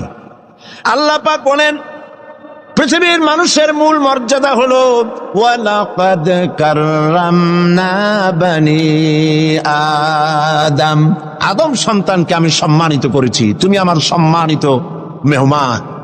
পৃথিবীর মানুষের আল্লাহ সম্মানিত মেহমান। ওয়া হামালনাহুম ফিল বাররি ওয়াল বাহর, আর আমি তাদেরকে জলে এবং স্থলে সওয়ারির ব্যবস্থা করেছি। ওয়া রাযাকনাহুম মিনাত তাইয়্যিবাত, আর উত্তম হালাল খাদ্য আমি তোমাদেরকে দান করেছি। সুবহানাল্লাহ বিহামদি, সম্মানিত মেহমান। সেই জন্য আল্লাহ যত খাবার দিলেন সমস্ত খাবারগুলি ঢেকে ঢুকে সুন্দর করে আমাদের সামনে পরিবেশন করেছেন। সুবহানাল্লাহ বলেন। সম্মানিত মেহমানের সামনে খোলা খাবার নেওয়া ভদ্রতার বাইরে, আমরাও তা করি না, ঢেকে ঢুকে নেই। আর আল্লাহ পাক এই মানুষকে সম্মানিত করেছেন বলে যত খাবার দিলেন সমস্ত খাবারগুলি ঢেকে দিয়েছেন। আম আল্লাহ কভার করেছেন, কাঁঠালকে কভার করেছেন, কলাকে কভার করেছেন, বেলকে কভার করেছেন। যত খাবার দিলেন সমস্ত খাবারগুলিকে রব্বুল আলামিন কভার করে সম্মান করে সুন্দর করে ঢেকে ঢুকে মানুষের সামনে পেশ করলেন। তোমার মর্যাদা, মানুষের আসল মর্যাদা হলো, মানুষের আসল মর্যাদা আল্লাহ পাক দিয়েছেন, তোমাকে আমি সম্মানিত জাত হিসেবে পৃথিবীতে তৈরি করেছি, এটাই হলো তোমার মূল সম্মান। এখন আল্লাহ পাক মানুষকে যে মর্যাদা দান করেছেন সে মর্যাদা বুঝতে না পেরে তারা এক আল্লাহকে বাদ দিয়ে আরো অনেক খোদা তারা বানিয়ে নেয়। ধর্মনিরপেক্ষ মতবাদে যারা বিশ্বাসী তাদের খোদা হয় পৃথিবীতে চারটা। তারা চার ইলাহে বিশ্বাস করে। সবাই বলে নাউজুবিল্লাহ। এই ধর্মনিরপেক্ষ মতবাদ কি এবং সংস্কৃতি মূল আমাদের কোনটি, এ বিষয়ে আমি আজকে কথা বলবো ইনশাআল্লাহ। ধর্মনিরপেক্ষতায় যারা বিশ্বাস করে তাদের ইলাহ হয় চারটা: স্বদেশ, স্বজাতি, নিজস্ব জ্ঞান আর প্রবৃত্তির অনুসরণ। দেশকে তারা নিজেদের মায়ের মতো মনে করে, দেশ মাতৃকা বলে। আমরা দেশকে মা বলি না, মাতৃভূমি বলি, জন্মভূমি বলি, কিন্তু একথা আমরা বলি না ও মা তোমার তরে ঠেকাই মাথা। এই কথা কি আমরা বলি? এটা আমাদের কথা নয়। সুতরাং তারা দেশের জন্য তো জীবন দিতে পারে, কিন্তু আল্লাহর জন্য তারা কিছুই করতে পারে না। দেশ প্রেম তো নিশ্চয়ই ভালো, কিন্তু দেশকে পূজা করা নিশ্চয়ই ভালো নয়। আল্লামা ইকবাল বলেছেন, ইনতাজা খুদাও মে सबसे बड़ा वो वतन है, इंताजा खुदाओं में सबसे बड़ा वो वतन है, जो इसका फिर पिरहन है वो मजहब का काफन है। এই চার খোদার মধ্যে তাদের বড় খোদা হলো, তাজা খোদা হলো নিজেদের স্বদেশ। স্বদেশের জন্য সবই করতে পারে, কিন্তু এই দেশটি যিনি দিলেন তার জন্য একটা সেজদা দিতেও রাজি নয়। তারা দিন থেকে মজহাবকে, রাজনীতি থেকে মজহাবকে, দিনকে, ইসলামকে আলাদা ভাগ করে ফেলেছে। ধর্ম দিয়ে একটি জাতির গঠন হয়, একটি জাতির গঠন হবে ধর্ম দিয়ে। যদি জাতি থেকে ধর্মকে বিচ্ছিন্ন করা হয় সেটা ঠিক সেইভাবে টিকতে পারে না। যেমন ল অফ গ্রাভিটেশন, মাত্রাকর্ষণ শক্তি আছে বলেই চন্দ্র, সূর্য, গ্রহ, নক্ষত্র, সৌররাজি সব একটার সাথে আরেকটা আকর্ষিত হয়ে আছে। মাধ্যাকর্ষণ শক্তি না থাকলে সব যেমন ধ্বংস হয়ে যায়, যদি না মাযহাব যদি না থাকে তাহলে সেখানে মানুষও বাঁচতে পারে না, তাদের ইজ্জত নিয়ে, তাদের সম্মান নিয়ে টিকতে পারে না। এই জন্য মানুষের মূল পজিশন সম্পর্কে আল্লাহ পাক বলছেন, দেখো তোমার পজিশনটা কি। তোমার পজিশন হলো, প্রথম মানুষের ব্যাপারে আল্লাহ তার পজিশন বলে দিয়েছেন, ওয়া ইয ক্বালা রাব্বুকা লিল মালাইকাতি ইন্নী জাইলুন ফিল আরদি খলিফা। আমি খলিফা প্রেরণ করব, আমি প্রতিনিধি পাঠাবো। খলিফা বলতে আমাদের দেশে অনেক ক্ষেত্রে খলিফা মনে করে দর্জিকে, যারা জামা সেলাই করে। কোত্থেকে এই অর্থ আসলো আমি জানি না। তা আল্লাহ পাক কি দুনিয়া খলিফা দর্জি পাঠাবেন এই কথা কি বলেছেন নাকি? খলিফা হচ্ছে প্রতিনিধি, প্রতিনিধি, রিপ্রেজেন্টেটিভ, প্রতিনিধি। তিনি প্রতিনিধিত্ব করবেন, মালিকানার দাবি করবেন না। পৃথিবীতে সমস্ত মানুষগুলিকে আল্লাহ পাক প্রতিনিধি হিসাবে পাঠিয়েছেন, কিন্তু প্রতিনিধি হয়ে যদি মালিকানার দাবি করে বসে এবং আইন নিজের ইচ্ছে মতো চালাতে চেষ্টা করে, তখনই আল্লাহ রাব্বুল আলামিন নারাজ হয়ে যান।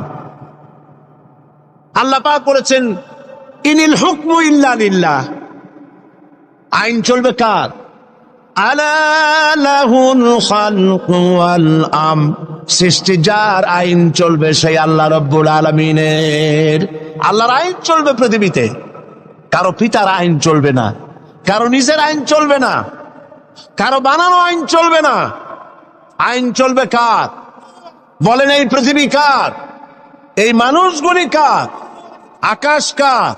জমিন কার? আইন চলবে কার? একমাত্র আল্লাহ পাকের আইন দিয়েই পৃথিবীতে শান্তি প্রতিষ্ঠা হতে পারে।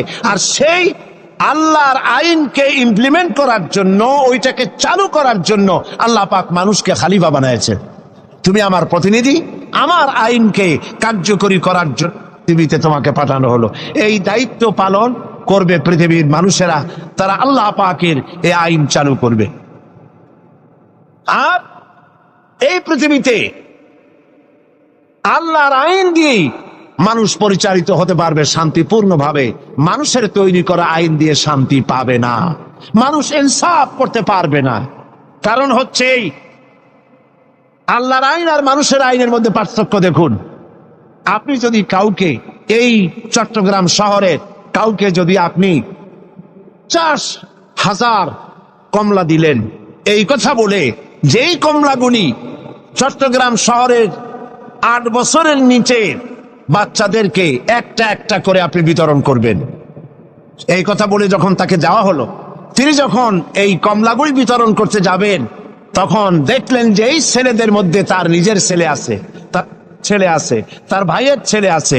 এইটা যখন দেখবেন, তখন অন্যের ছেলের চাইতে নিজের ছেলেকে, বোনের ছেলেকে 2-4টা বেশি দিতে ইচ্ছে করবে নাকি? করবে কিনা? সামান্য কমলা বিতরণ করতে গিয়ে যদি এই রকমের পক্ষপাতিত্ব, দলীয়করণ, আত্মীয়করণ ইত্যাদি করতে যদি ইচ্ছে করে, তাহলে এমন লোকদের হাতে আইন তৈরি করতে দিলে তারা তো সমস্ত মানুষের উপরে ইনসাফ কিছুদিন করতে পারবে না। সেই জন্য আল্লাহ রাব্বুল আলামিন আইন তৈরি করার দায়িত্ব নিজেই নিয়েছেন। আইন আল্লাহ পাকের, সে আইনের কিতাবের নামই হচ্ছে কোরআন। আমাদের দেশে বর্ষবরণ, পয়লা বৈশাখ, বর্ষবরণের ব্যাপারে, পয়লা বৈশাখের ব্যাপারে আমাদের কোনো আপত্তি নাই। পয়লা বৈশাখ মানুষ দোয়া করেন, কোরআন শরীফ পড়েন, দরুদ পড়েন, দোয়া করেন। আপনি বার্ষিক হিসাব কিতাব চালু করেন, ব্যবসার হিসাব কিতাব করেন বছরের প্রথম দিন, বাংলা বর্ষের প্রথম দিন, কোনো অসুবিধা নাই। কিন্তু এই বর্ষবরণকে কেন্দ্র করে যে অপসংস্কৃতির চর্চা হচ্ছে, আমরা এটারই বিরোধিতা করি। কথা বুঝে আসছে কিনা? কিন্তু এক শ্রেণীর বুদ্ধিজীবী, তথাকথিত বুদ্ধিজীবী মানে পরজীবী, বুদ্ধিজীবী তো বোঝেন কারে কয়? যারা মাছ বিক্রি করে খায় তাদের বলে মৎস্যজীবী। যারা কৃষি কর্ম করে, কৃষি উৎপন্ন, কৃষিজাত উৎপন্ন দ্রব্য পণ্য বিক্রি করে যারা খায় তাদের বলে কৃষিজীবী। আর যারা নিজেদের বিবেক বুদ্ধিকে ভারতের কাছে বিক্রি করে বিবৃতি দেয় দেশের বিরুদ্ধে, এরা হলো বুদ্ধিজীবী।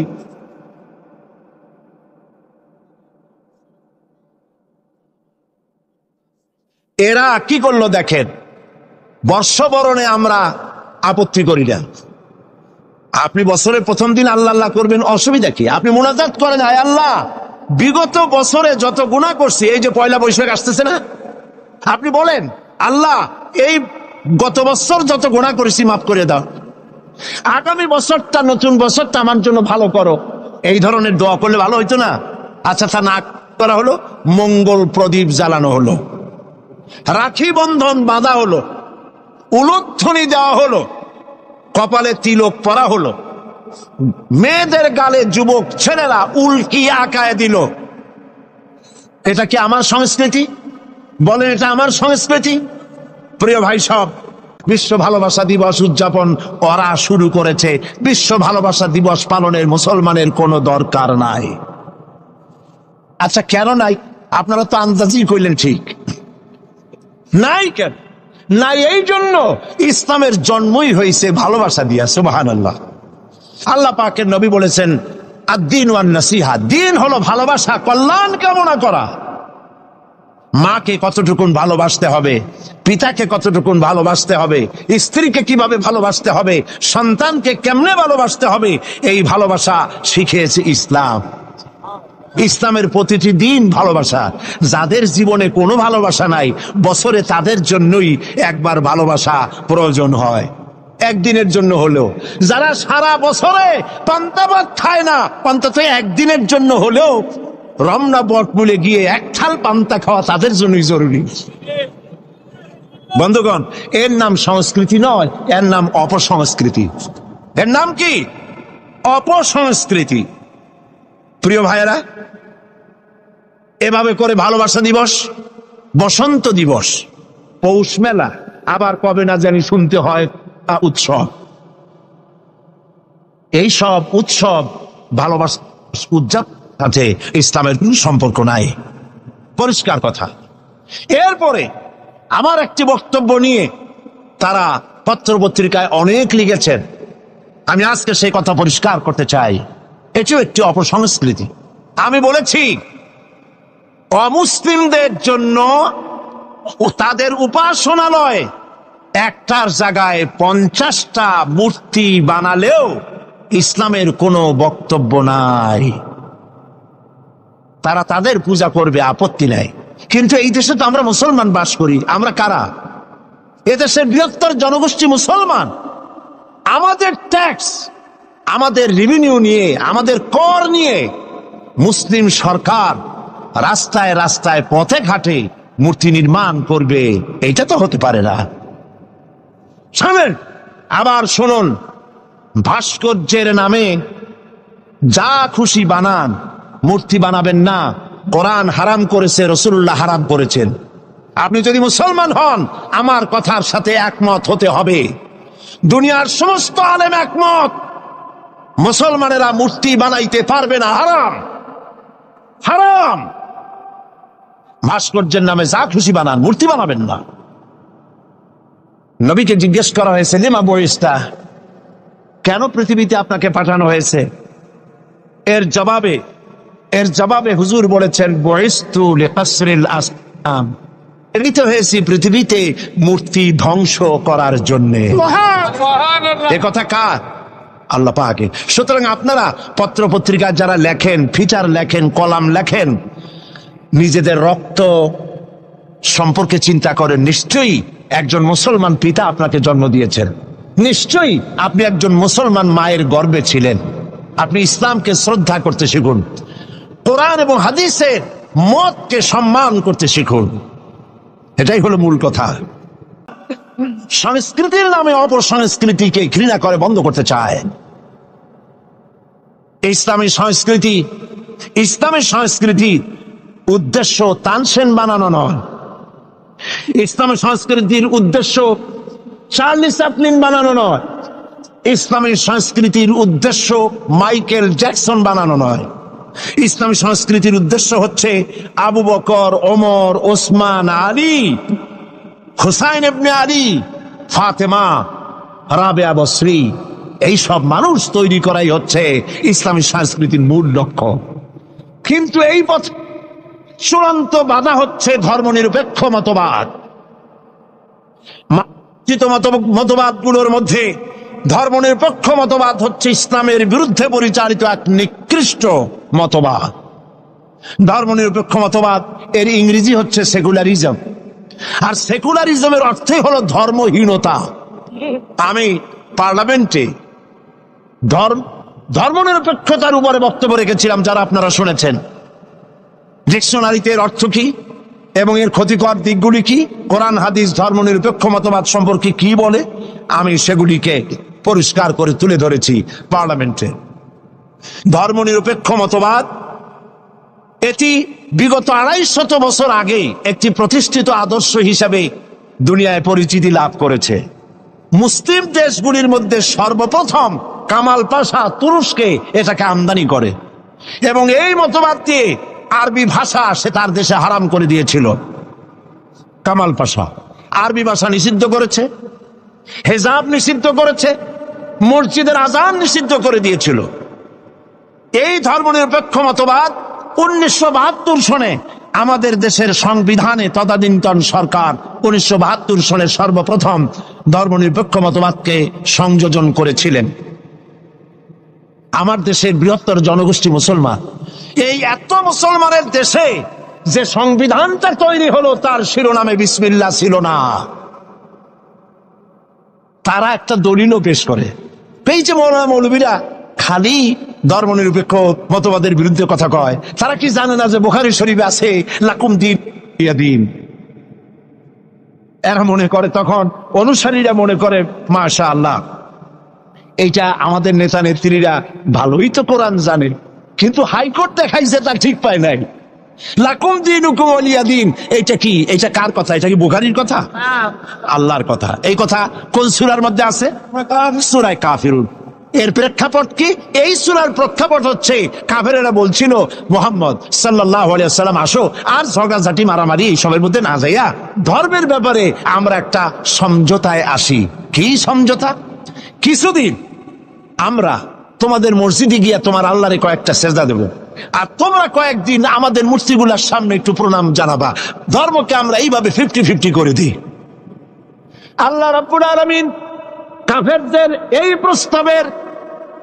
এই প্রস্তাবকে সামনে রেখে আল্লাহ আলামিন এই সূরা নাজিল করলেন, কুল ইয়া আইয়ুহাল কাফিরুন লা আ'বুদু মা তা'বুদুন।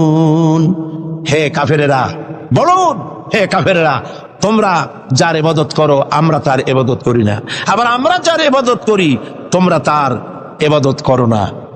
সুতরাং লাকুম দীনুকুম ওয়ালিয়া দীন, তোমাদের জন্য তোমাদের ধর্ম আর আমাদের জন্য আমার ধর্ম। তার মানে এখানে তো নিরপেক্ষতার কথা বলা হলো না, এখানে তো পক্ষের কথা। তোমরা ধর্মের থাকো, আমরা আমাদের ধর্মের পক্ষে থাকি। এবার এই ধর্মনিরপেক্ষ মতবাদের উপরে চূড়ান্ত কথা শুনুন আল্লাহর কাছে। কার কাছে? ধর্মকে, জীবনকে দুই ভাগ করার কোনো উপায় নাই, কোনো উপায় নাই। কুরআনে কারীমে আল্লাহ পাক বলেন, আফাতুমিনুনা বিবাদিল কিতাবি ওয়া তাকফুরুনা বিবাদ। তোমরা কোরআনের কিছু কথাকে করবে স্বীকার আর কিছুকে করবে অস্বীকার। ফামা জাযাউ মান ইয়াফআলু যালিকা মিনকুম ইল্লা খিজয়ুন ফিল হায়াতিদ দুনিয়া। তোমরা জেনে রেখো, যদি তোমরা কিছু কথাকে মানো আর কিছুকে অস্বীকার করো, এ কাজ যারাই করবে পৃথিবীর জীবনে তোমাদেরকে লাঞ্ছনা দেব এবং কিয়ামতের দিন চূড়ান্ত শাস্তি তোমাদেরকে দেওয়া হবে। ধর্মনিরপেক্ষ মতবাদের মূল কথাই হলো নামাজ রোজা হজ যাকাত করব আমরা আমাদের ইচ্ছে মতো, আর রাজনীতি ধর্ম আমার ব্যক্তিগত ব্যাপার, রাজনীতি, অর্থনীতি, সমাজনীতি, নির্বাচন ইত্যাদি যা কিছু সব করব আমরা আমার ইচ্ছে মতো, আর ধর্ম আমার ব্যক্তিগত ব্যাপার। এই রকমের জীবনকে দ্বিধা বিভক্ত করার কোনো গুঞ্জাইশ, কোনো সুযোগ কোনো মুসলমানকে দেওয়া হয় নাই। আপনারাই চিন্তা করেন, ওরা ধর্মনিরপেক্ষ মতবাদের লোকেরা, ওরা আল্লাহ এবং রসুলের উপরে 144 ধারা জারি করছে। তারা বলেছে আল্লাহ রসুল মাদ্রাসার মসজিদে থাকো, আমার পার্লামেন্টে আসতে পারবে না, আমার সেক্রেটারিয়েটে আসতে পারবে না, আমার ক্যান্টনমেন্টে বঙ্গভবনে যাইতে পারবে না, আমার নির্বাচনে আসতে পারবে না। আমার প্রশ্ন, যে আল্লাহর দরকার নাই শিক্ষাঙ্গনে, যে আল্লাহর দরকার নাই পার্লামেন্টে, যে আল্লাহর দরকার নাই ইলেকশনে, যে আল্লাহর দরকার নাই সেক্রেটারিয়েটে, যে আল্লাহর দরকার নাই কলেজ ভার্সিটিতে, যে আল্লাহর দরকার নাই কলকারখানায়, অবশেষে এই আল্লাহর দরকারটা কি? নাউযুবিল্লাহি মিন যালিক। মুসলমান তার জীবনকে দুই ভাগ করতে পারবে না, কখনোই না। যার কথা মতো মাগরিবের নামাজ পড়েছি, যার কথা মতো ইশার নামাজ পড়ব, তার কথা মতো রাষ্ট্র পরিচালনা করব, যার কথা মতো যাকাত দেই তার কথা মতোই আমি ব্যাংক পরিচালনা করব, যার কথা মতো হজ করি, যার কথা মতো নামাজ পড়ি, তার হুকুম মতো তার আইন মতো ব্যক্তি, পরিবার, সমাজ ও রাষ্ট্রকে যদি পরিচালনা করতে পারি, এর নাম হলো ইসলামের মধ্যে পরিপূর্ণ দাখিল হয়ে যাওয়া।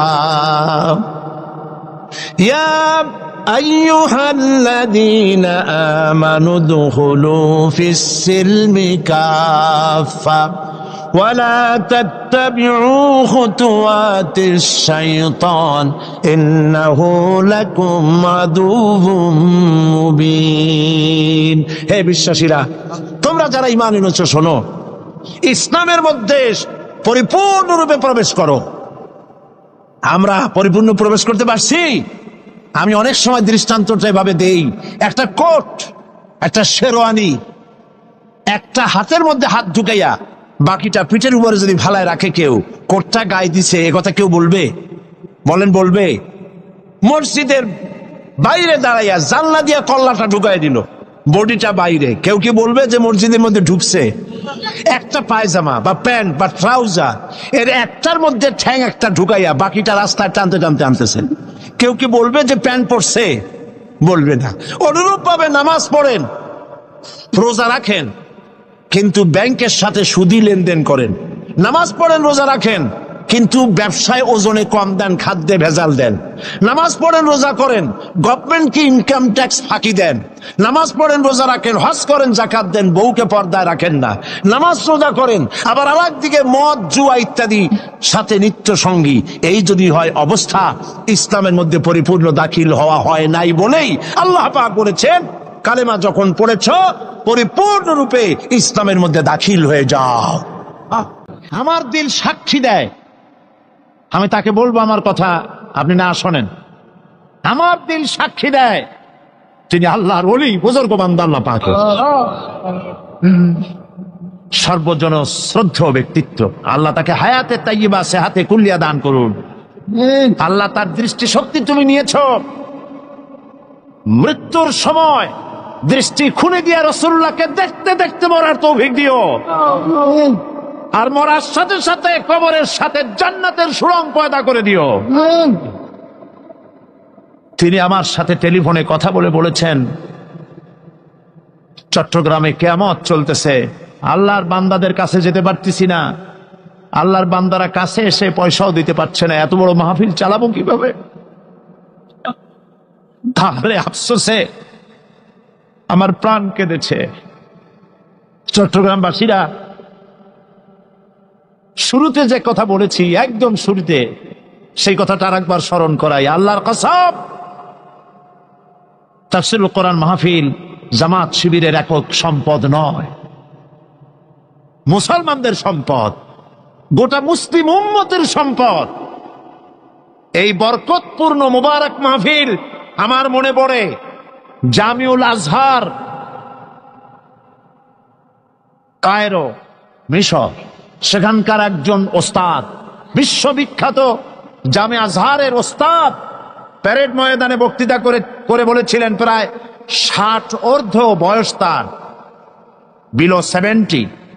তিনি বক্তৃতা করতে গিয়ে সেই ওস্তাদ, হাদিসের ওস্তাদ, বিশ্ববিখ্যাত বিশ্ববিদ্যালয়, তিনি বলেছিলেন, কোরআন শরীফের এত বড় তাফসীরের মাহফিল আমি জীবনে পৃথিবীর কোথাও দেখি নাই। আপনারা বিশ্বাস করুন, সমগ্র বিশ্বে কোরআনের এত বড় তাফসীরের মাহফিল সারা দুনিয়ায় নাই। এই মাহফিলে যারা বাধা দিল, আল্লাহ তুমি তাদের হেদায়েত, তুমি তাদেরকে হেদায়েত দান করো, তুমি তাদের সুমতি দান করো, সে যেই হোক হেদায়েত দান করো। এই মাহফিল আয়োজনে অনেক খরচ আপনারা জানেন, এবং আমি জানি আল্লাহ পাক আমাদের ভাই মাওলানা কোনোদিন আমাকে বলেন নাই মাহফিলের শেষে যে আমি ঋণগ্রস্ত থেকে গেছি। কিন্তু উৎকণ্ঠা মানুষ হিসাবে উৎকণ্ঠা থাকি, কেমনে চালাবো? এগুলি সব বাকিতে করা হয়েছে। আমি আপনাদেরকে বলবো, প্রতি বছরের ন্যায় এই মোবারক মাহফিলে উনি যদি দৃষ্টিশক্তি ভালো থাকতো, আপনাদের বাড়ি বাড়ি যেতেন। ওনাকে কি কষ্ট দেবেন আপনারা? আপনাদের বাড়ি বাড়ি উনি যেতে পারবেন? আপনারা এসে ওনার হাতে তুলে দিবেন। বড় লোকেরা, বিশাল বিশাল ধনী ব্যক্তিরা চট্টগ্রাম তাফসিরুল কোরআন মাহফিলের জন্য সাহায্য করুন। এ মাহফিল চলবে, এ মাহফিল চলবে ইনশাআল্লাহ। প্যারেড ময়দানে 144 ধারা দেওয়া হয়েছে 17 দিনের। পৃথিবীর ইতিহাসে এত বড় 144 ধারা কোন দেশে কখনো হয়েছে বলে অন্তত আমার জানা নাই। যারা কোরআনের মাহফিল 144 ধারা দিলেন অন্যায় ভাবে, আল্লাহ যদি তাদের জন্য জান্নাতের চতুর্দিকে 144 ধারা দিয়ে দেন, আল্লাহ মাফ করুন, আল্লাহ মাফ করুন, বলেন আমিন। চট্টগ্রামের ধনী ব্যক্তিরা উদাত্ত মুক্ত হস্ত নিয়ে এগিয়ে আসুন। পুরা প্যান্ডেলের খরচ একজনে দিয়ে দিন, পুরা লাইটের খরচ একজনে দিয়ে দিন, মাইকের খরচ দিয়ে দিন, পোস্টারের খরচ দিয়ে দিন। আল্লাহ পাক আপনাদের কামাই রুজিতে বরকত দান করবেন। আর আপনারা যত লোক বসে আছেন, আজকে যারা এনেছেন মৌলানা, ওইগুলি ড্রামগুলি আছে তো, চতুর্দিকে ড্রাম আছে, চাদর আছে, যাওয়ার সময় দিয়ে যাবেন। এ তাফসীরের মাহফিলের সাথে আপনার কলিজার সম্পর্ক, সত্য কিনা বলেন? যাওয়ার সময় দিয়ে যাবেন, আর আগামীকাল পকেট ভর্তি করে টাকা নিয়ে আসবেন। বলেন ইনশাআল্লাহ। আল্লাহ তৌফিক দিবেন, বলেন আমিন। মৌলানা যেন চিন্তায় পেরেশানিতে কষ্ট না পান, সমাজ কল্যাণ পরিষদ যেন কষ্ট না পায়। আল্লাহ তুমি গায়েব থেকে মদত দান করো, বলি আমিন। আর চট্টগ্রাম তাফসীরুল কোরআন মাহফিল হচ্ছে ইসলামী বই মেলার শ্রেষ্ঠ বই মেলা। এত বড় ইসলামী বই মেলা বাংলাদেশের কোথাও হয় না। বামপন্থীরা খালি খালি খেপছে, কলজে আগুন লেগে গেছে। এত মানুষ হেদায়েত হয়, শয়তান চিন্তা করে তাহলে বাইসে থেকে লাভ কি? আল্লাহ হেদায়েত করুক, বলেন আমি। 2000 সনে আমার হজ করার কোনো নিয়ত ছিল না। হঠাৎ করিয়া হজের আগে, মাত্র কয়েকদিন আগে, বাদশাহ ফাহাদ তিনি বাংলাদেশে তাদের দূতাবাসের মাধ্যমে আমাকে রাজকীয় মেহমান হিসেবে দাওয়াত দিলেন হজ করার জন্য। তো হজ করতে গিয়ে মিনায় সে দেশের সব থেকে বড় বড় ওলামাদের সাথে দেখা হওয়ার তৌফিক হলো। সুবহানাল্লাহ। আলেম কারে বলে? আমার দেশের মানুষেরা আলেমদের মর্যাদা বোঝে না। আহারে, আমার রাসূল বলেছেন, আকাশের সমস্ত তারকা পুঞ্জের ভেতরে পূর্ণিমার চাঁদের যে মর্যাদা, আমার উম্মতের ভেতরে আমার আলেমদের সেই মর্যাদা। আমি ওই সব আলেমদের কপালে চুমা খাইছি। সুবহানাল্লাহ। তাদের হাত পায়ের যোগ্যতাও আমাদের নাই। কত বড় আলেম! সুবহানাল্লাহ। সৌদি আরবের সব থেকে বড় আলেম যিনি ইন্তেকাল করেছেন, বিন বাজ, নওয়ারাল্লাহু মারকাদাহু ওয়াজআলাল জান্নাতা মাসওয়াহু। এত আলেম তার জানাজায় উপস্থিত হয়েছে। সৌদিরা বলেছেন আমাকে, হারামাইনুশ শরীফাইনে আলেম আর আলেম দিয়ে ভর্তি হয়েছে। লক্ষ লক্ষ আলেমেরা তার জানাজা পড়েছে, চোখের পানি দিয়ে তার বিদায় করেছে। তিনিও নাবিনা ছিলেন, দৃষ্টিহীন ছিলেন। সুবহানাল্লাহ, কত বড় আলেম! আর ওনার পরে সৌদি আরবের সব থেকে শ্রেষ্ঠ আলেম হচ্ছেন শেখ মুহাম্মদ বিন সালেহ আল উসাইমিন। তার লেখা আয়াতুল কুরসির একটি তাফসীর আমাদের সকলকে উপহার দেওয়া হলো। বইটি পেয়ে আমি পড়লাম, দারুণ ভালো লাগলো। এবং আমি মনে করলাম যে শেখ মুহাম্মদ বিন সালেহ আল উসাইমিনের আয়াতুল কুরসির এই তাফসীর বাংলা ভাষী এর থেকে লাভবান হোক। এটাকে বাংলা করানো হলো। আমি এডিট করেছি, অনুবাদ করেছে আরেকজন। অনুবাদের সময় তো আমার হাতে নাই। এই আয়াত তাফসীর আয়াতুল কুরসি সমস্ত লাইব্রেরিতে আছে। যে আয়াতুল কুরসি তাফসীর আমি করতেছি, সব লাইব্রেরিতে এখানে পাবেন। আজ নিবেন, কাল নিবেন, পরশু নিবেন, সবাই নিবেন। আল্লাহ তৌফিক দান করুন, বলুন আমিন। আল্লাহ পাক সকলকে হাদিসের কিতাব, তাফসীরের কিতাব আল্লাহ কেনা তৌফিক দান করুন। রিয়াদুস সালিহিন হাদিসের উন্নত কিতাব, সুবহানাল্লাহ বলেন, বাংলায় প্রচার হয়েছে, বাংলা ভাষায় ছাপা হয়েছে, এখানে এসেছে, আপনারা নিবেন। আল্লাহ তৌফিক দান করুন, আমরা সবাই বলি আমিন। মুনাজাত হবে এবং মুনাজাতের পরে আজান হবে। এশার নামাজ বা জামাত আদায় করে যাবেন এবং আগামীকাল একজনে তিন জন দাওয়াত দিয়ে নিয়ে আসবেন। একজনে কয়জন? তিন জন। বলেন একজনে কয়জন? 3 জন দাওয়াত দিয়ে নিয়ে আসবেন কমপক্ষে। একজনে, মাওলানা বলছেন কমপক্ষে, আমি কমাই ফেলছি যেহেতু জায়গা যাতা তো আজকে ভরে গেছে, সেজন্য আমি কম বলছিলাম। মরণার কথায় আল্লাহ বরকত দিন, বলেন আমিন। মাঠ তো আমাদের হাতে না, আমরা তো এটা রাবারের মতো লম্বা করতে পারবো না, আল্লাহ যেন লম্বা করে দেয়। কোন আমিন? একজনে কয়জন? 3 জন দাওয়াত দিয়ে নিয়ে আসবেন। আর আয়াতুল কুরসি পড়িয়া বাসে উঠবেন, গাড়িতে উঠবেন, যাতে ভূত করে তার জেনে আসর করতে না পারে। মনে থাকবে, আল্লাহর উপরে ভরসা করে উঠবেন। আর গোয়েন্দা বিভাগ, পুলিশ প্রশাসনকে আবার বলি, আমরা জানতে পেরেছি রাস্তার মোড়ে মোড়ে বাধা দেওয়া হয়। আপনারা যে গুনাহ করেছেন বাধা দিয়ে, তাফসীরের মাহফিলে 140 ভোট দিয়ে, এর কাফারা আদায়ের জন্য রাস্তার মোড়ে মোড়ে ওই সব ছেলেদেরকে আপনারা ঠেকান, যাতে কোরআন শুনতে কোনো মানুষের বাধার সৃষ্টি না হয়। হতে পারে এই খেদমতের কারণে আল্লাহ পাক আপনাদের ওই গুনাহ মাফ করে দিবেন। সালামনা আনফুসানা ওয়া ইন লাম তাগফির লানা ওয়া তারহামনা লানাকুনান্না মিনাল খাসিরিন। আমিন।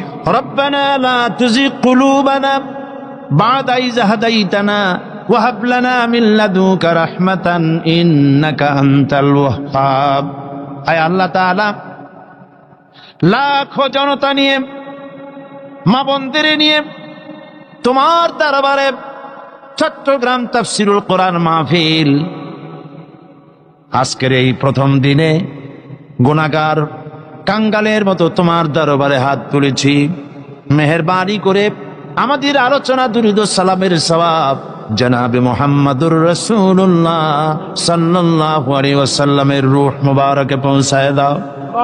তাম পৃথিবীর মাটির নিচে যত মুমিন মুমিনাত শুয়ে আছেন, আল্লাহ প্রত্যেকের রূহের পরে সওয়াব পৌঁছায় দাও রব্বুল আলামিন। সারা জীবন গুনাহ করেছি, গুনাহ করে করে জীবনকে নষ্ট করে ফেলেছি। আল্লাহ তাআলা দয়া করে জিন্দেগীর সকল গুনাহ মাফ করে দাও রব্বুল আলামিন। আমাদের মা বাপ যাদের কবরে শুয়ে আছে, কবর গুলিকে জান্নাতের টুকরা বানায়া দাও। রব্বির হামহুমা কামা রব্বায়ানি সগীরা। সবাই পড়েন, রব্বির হামহুমা কামা রব্বায়ানি সগীরা।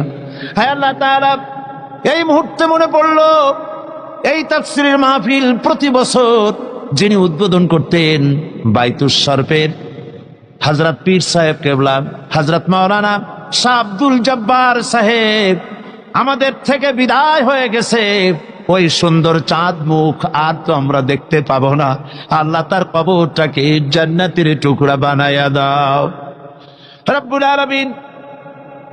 এই মাহফিল 5 দিন প্রতি বছর হয়। আল্লাহ তাআলা 2 দিন থেকে মাহরুম হয়ে গেলাম, যাদের কারণে আল্লাহ তাআলা তুমি তাদেরকে গজব দিও না, তুমি তাদেরকে শাস্তি দিও না মাবুদ। যারা এই কাজ করলো, বাধা দিল, আমরা সবাই মিলে তোমার কাছে মাপ চাই। তাদের সকলকে আল্লাহ তুমি দয়া করে কোরআনের সৈনিক বানাইয়া দাও রব্বুল আলামিন। গত জুমায় শাহী মসজিদে মুসলমানদের উপরে যারা হামলা করলো, কোন মুসলমান পুলিশ জুতা পায়ে দিয়া মসজিদে ঢুকতে পারে আমরা বিশ্বাস করি না। আল্লাহ তাআলা কারা ঢুকছে আমি জানি না, তারা কোন ধর্মের লোক। আল্লাহ এত বড় গুনার কাম যারা করলো, আল্লাহ তাদের হেদায়েত নসিব করে দাও রব্বুল আলামিন। মুসল্লিদের উপরে টিয়ার গ্যাস মারলো, গোলাগুলি করলো, বুলেট ছুড়লো। হায় আল্লাহ, তাদের মধ্যে বহু লোক আজ হসপিটালে আছে। আল্লাহ তুমি দয়া করে তাদেরকে শেফায়ে আজেলা দিয়ে দিও। রাকেব করে একটা ছেলে স্যার চোখ বাঁচাবলে আল্লাহ বাঁচালে বাঁচবে না, জাকির নামক একটি ছেলে পুলিশের রাবার বুলেট লেগে চোখটা তার যাবো যাবো করতেছে। আল্লাহ তোমার কোরআনের কারণে সে ব্যক্তি নামাজ পড়তে এসেছে, তার চোখটা আল্লাহ ওরা গুলি করে দিল। আল্লাহ তুমি দয়া করে আমরা ভিক্ষা চাই, চোখ ফিরাইয়া দাও। আল্লাহ কোরআনের মাহফিলে ওর চোখ আমরা ভিক্ষা চাইতেছি, চোখটা দিয়ে দিও বাবু।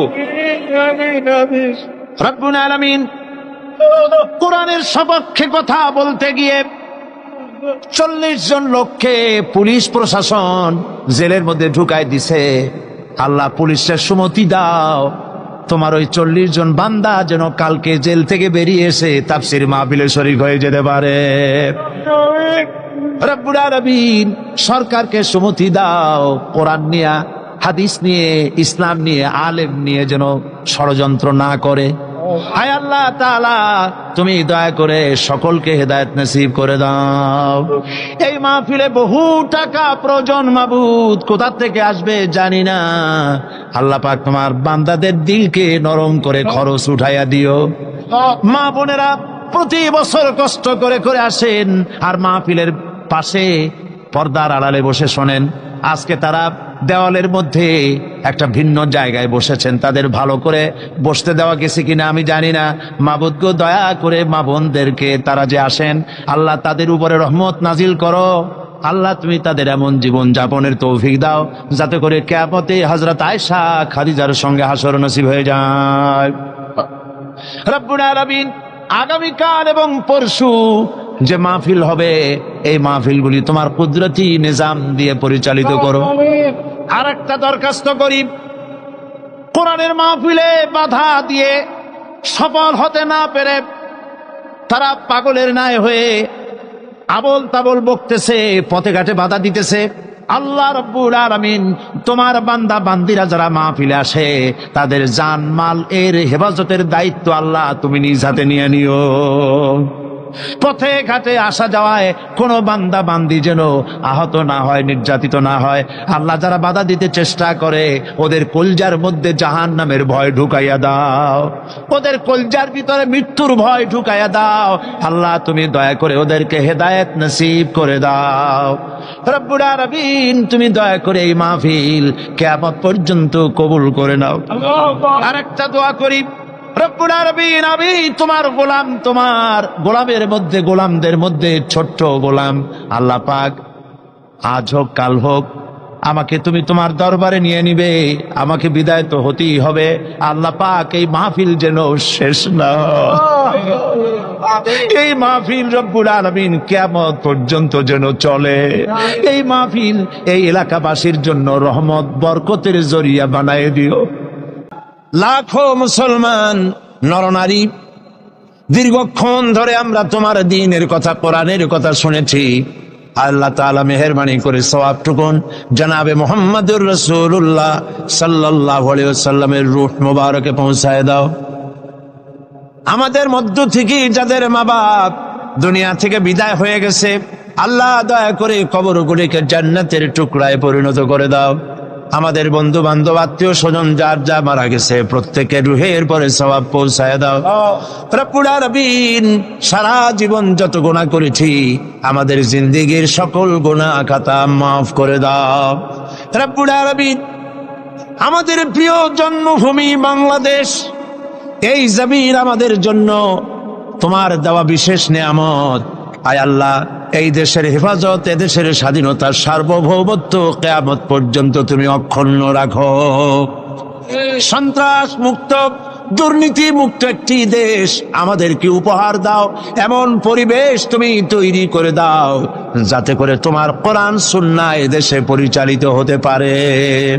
রব্বুল আলামিন মা বোনেরা প্রতিদিন কষ্ট করে আসেন, আল্লাহ মা বোনদের জিন্দেগির গুনাহ খাতা মাফ করে দাও। রব্বুল আলামিন আয় আল্লাহ তাম পৃথিবীতে মুসলমানেরা যত দেশে বিপদে মুসিবতে আছে, প্যালেস্টাইনের মুসলমান, কাশ্মীরের মুসলমান, আয় আল্লাহ সোমালিয়া সুদানের মুসলমান, এরিত্রিয়ার মুসলমান, আলজেরিয়া, চেচনিয়া, বসনিয়ার মুসলমান, বার্মার মুসলমান যত জায়গায় বিপদে আছে আল্লাহ তুমি তাদের সাহায্যকারী হামি ও নাসির হয়ে যাও। তাই আল্লাহ আমাদের অপরাধের কারণে আমাদের গুনার কারণে আমাদের উপরে তুমি নারাজ হয়েছো, আল্লাহ তুমি দয়া করে আমাদেরকে ক্ষমা করে দাও। রব্বুল আলামিন মুসলমানদের উপরে তাম পৃথিবীর চতুর্দিক থেকে বিপদ ঘনায় আসতেছে। আল্লাহ আমরা তোমার কাছে চাই, সিত্রুল আরশে মাসবুলুন আলাইনা ওয়া আইনুল্লাহি নাজিরাতুন ইলাইনা বিহাউলিল্লাহি লা ইয়াকদিরু আলাইনা। আল্লাহুম্মা ইয়া মুনজিলাল কিতাব ওয়া মুজরিয়াস সাহাব ওয়া সারিয়াল হিসাব হাজিমিল আহজাব اللهم اهزمهم وزلزلهم وانصرنا عليهم। আল্লাহ তাআলা তুমি মুসলমানদেরকে সাহায্য করো। اللهم زدنا ولا تنقصنا واكرمنا ولا تهنا واكرمنا ولا تهنا واكرمنا ولا تهنا واعتنا ولا تحرمنا واثرنا ولا تؤثر علينا وارضنا وارض عنا يا كريم يا رب العالمين। اللهم اعز الاسلام والمسلمين، اللهم اهلك الكفرة والمبتدعة واليهود والهنود والنصارى والمشركين، اللهم شتت شملهم، اللهم مزق جماعهم، اللهم دمر ديارهم، اللهم انصر من نصر دين محمد واخذل من خذل المسلمين آمين। ربنا تقبل منا إنك أنت السميع العليم وتب علينا إنك أنت التواب الرحيم। سبحان ربك رب العزة عما يصفون وسلام على المرسلين والحمد لله رب العالمين واجعل آخر كلمة عند الموت لا إله إلا الله محمد رسول الله। السلام عليكم ورحمة الله।